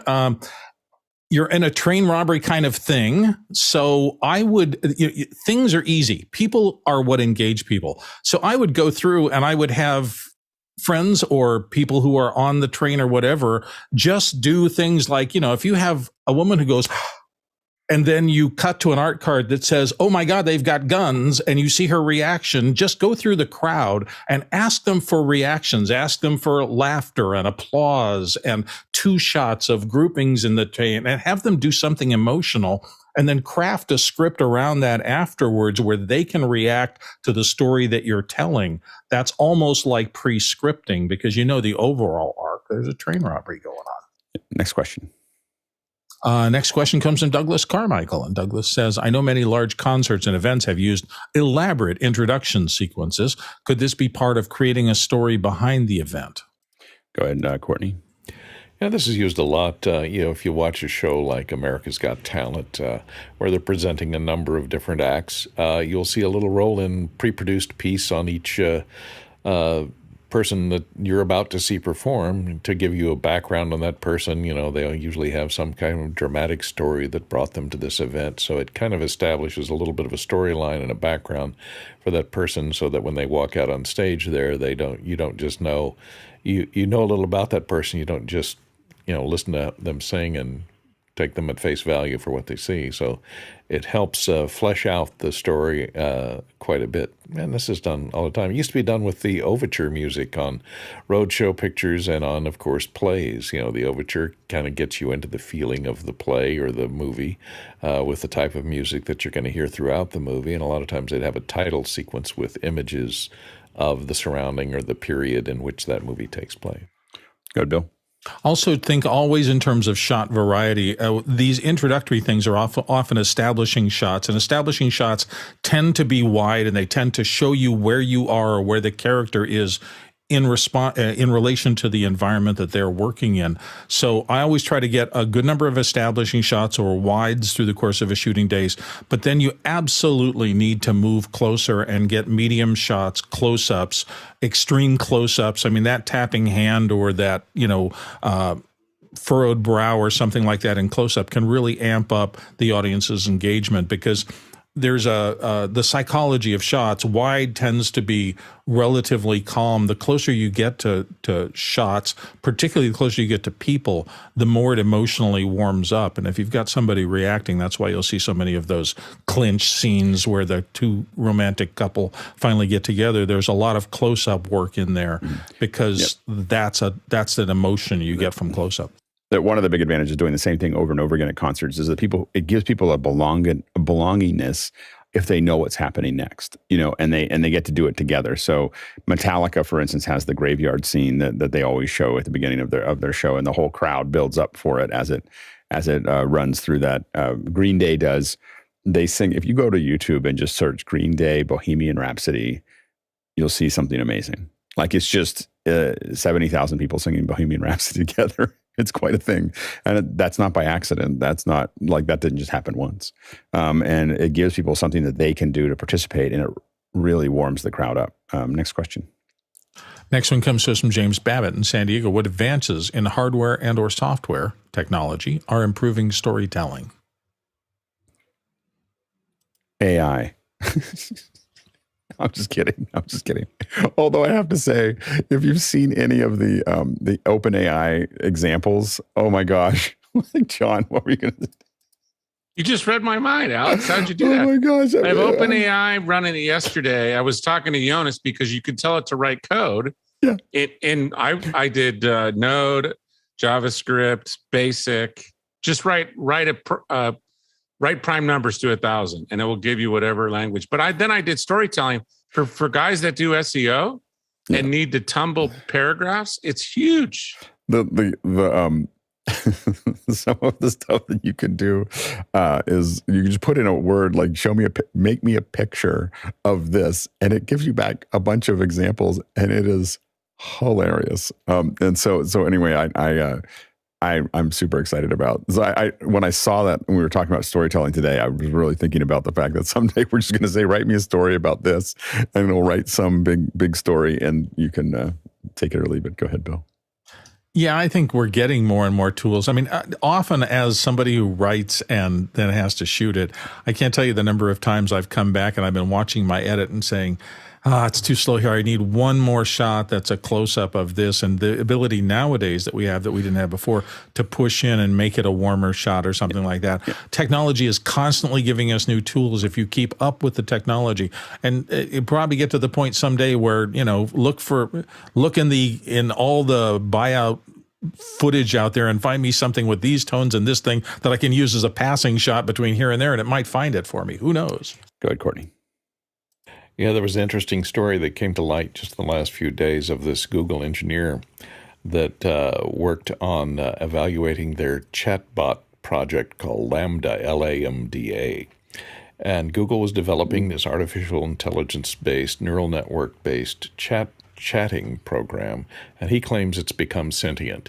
And if you read the transcripts, you can go online and follow that find the long transcript about, just look for Lambda.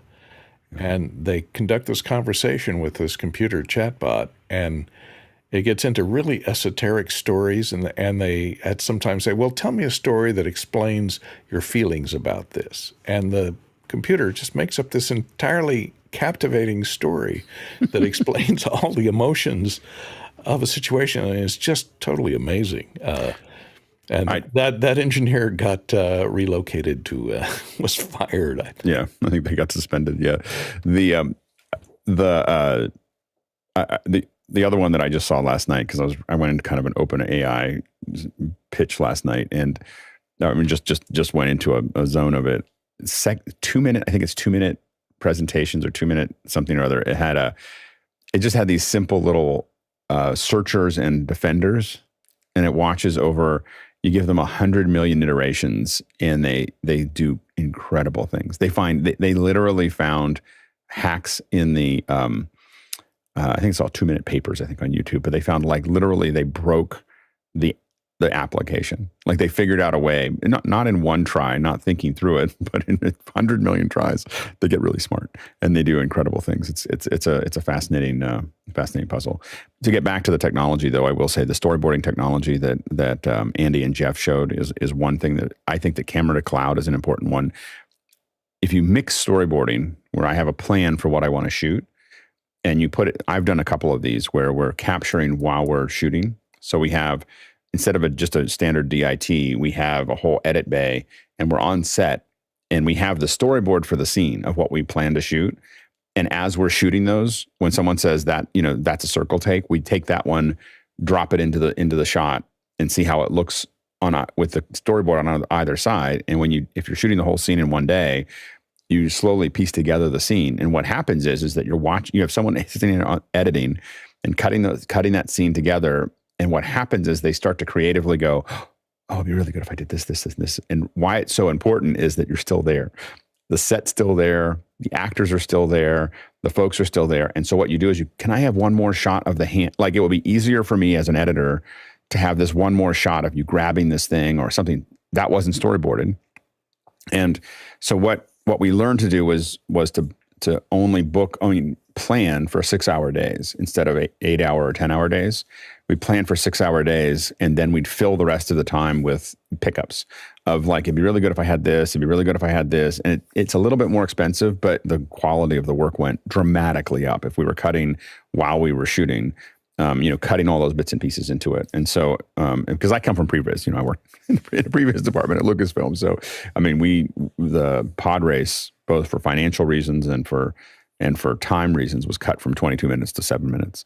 And but we did that all in the edit bay, which was a lot cheaper than doing it in the edit bay for previs instead of the edit bay for the film, which would have cost $50 million more to do that show. We did exactly that with some of the pieces that had content shot on the lake bed for John's rocket launch. Sky and I, we pre-cut every one of the pieces, and we didn't previs them or storyboard them, but we had little slugs. I need a shot of this. I need a shot of this. And we would open them up, and literally we're like, oh, I can go get that. And I'd run with my phone and I'd get a shot of something and I'd airdrop it into Sky's machine so he could cut it in. But we were doing exactly that.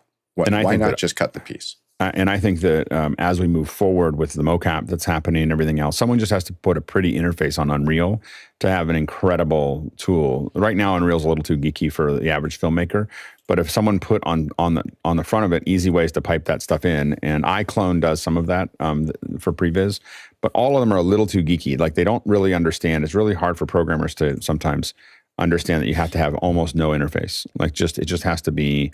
Like, there's not a lot of clickety clicks for the director to do it, or they won't do it. And I think that that's going to be an interesting puzzle to put those things together. But I think camera to cloud is a big piece of that, because you can be shooting, and we hope to do that within office hours, is shoot a short. And while we're shooting that short, it's literally going up. My concept of this is that we will shoot the short over a weekend. And as we're shooting, it's all going to camera to cloud, and people are able to download it. And by the end of the weekend, we get 20 different edits. It's all the same content, same amount of time, and everyone comes back with a different story or different version of that story. So we'll see how that goes. Next question, last question of the hour. Tony Mobley, Noonan, Georgia. Is the iPhone the best hardware to have with you at all times to tell stories? And if so, what is the oldest and best to use? Go ahead, Bill. It doesn't have to be an iPhone. Any smartphone, I would answer probably yes, and that's because of the old saw. The absolute best camera you can have is the one you didn't leave at home. So the fact that these are with us all the time means that we always have the opportunity to get an idea down, to shoot something if it happens that's interesting, and we carry these with us all the time, and they're amazing. So Android, iPhone, something that'll give you the chance to realize your ideas. You go ahead, Courtney. But here's a tip. Always hold it horizontally.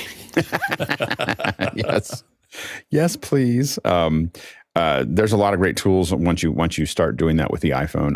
I'm sure that they're on Android as well, but I use one called Artemis Pro, I think. But basically, it will reproduce your film cameras. So it'll use the cameras there to say, I want to use this lens on this camera.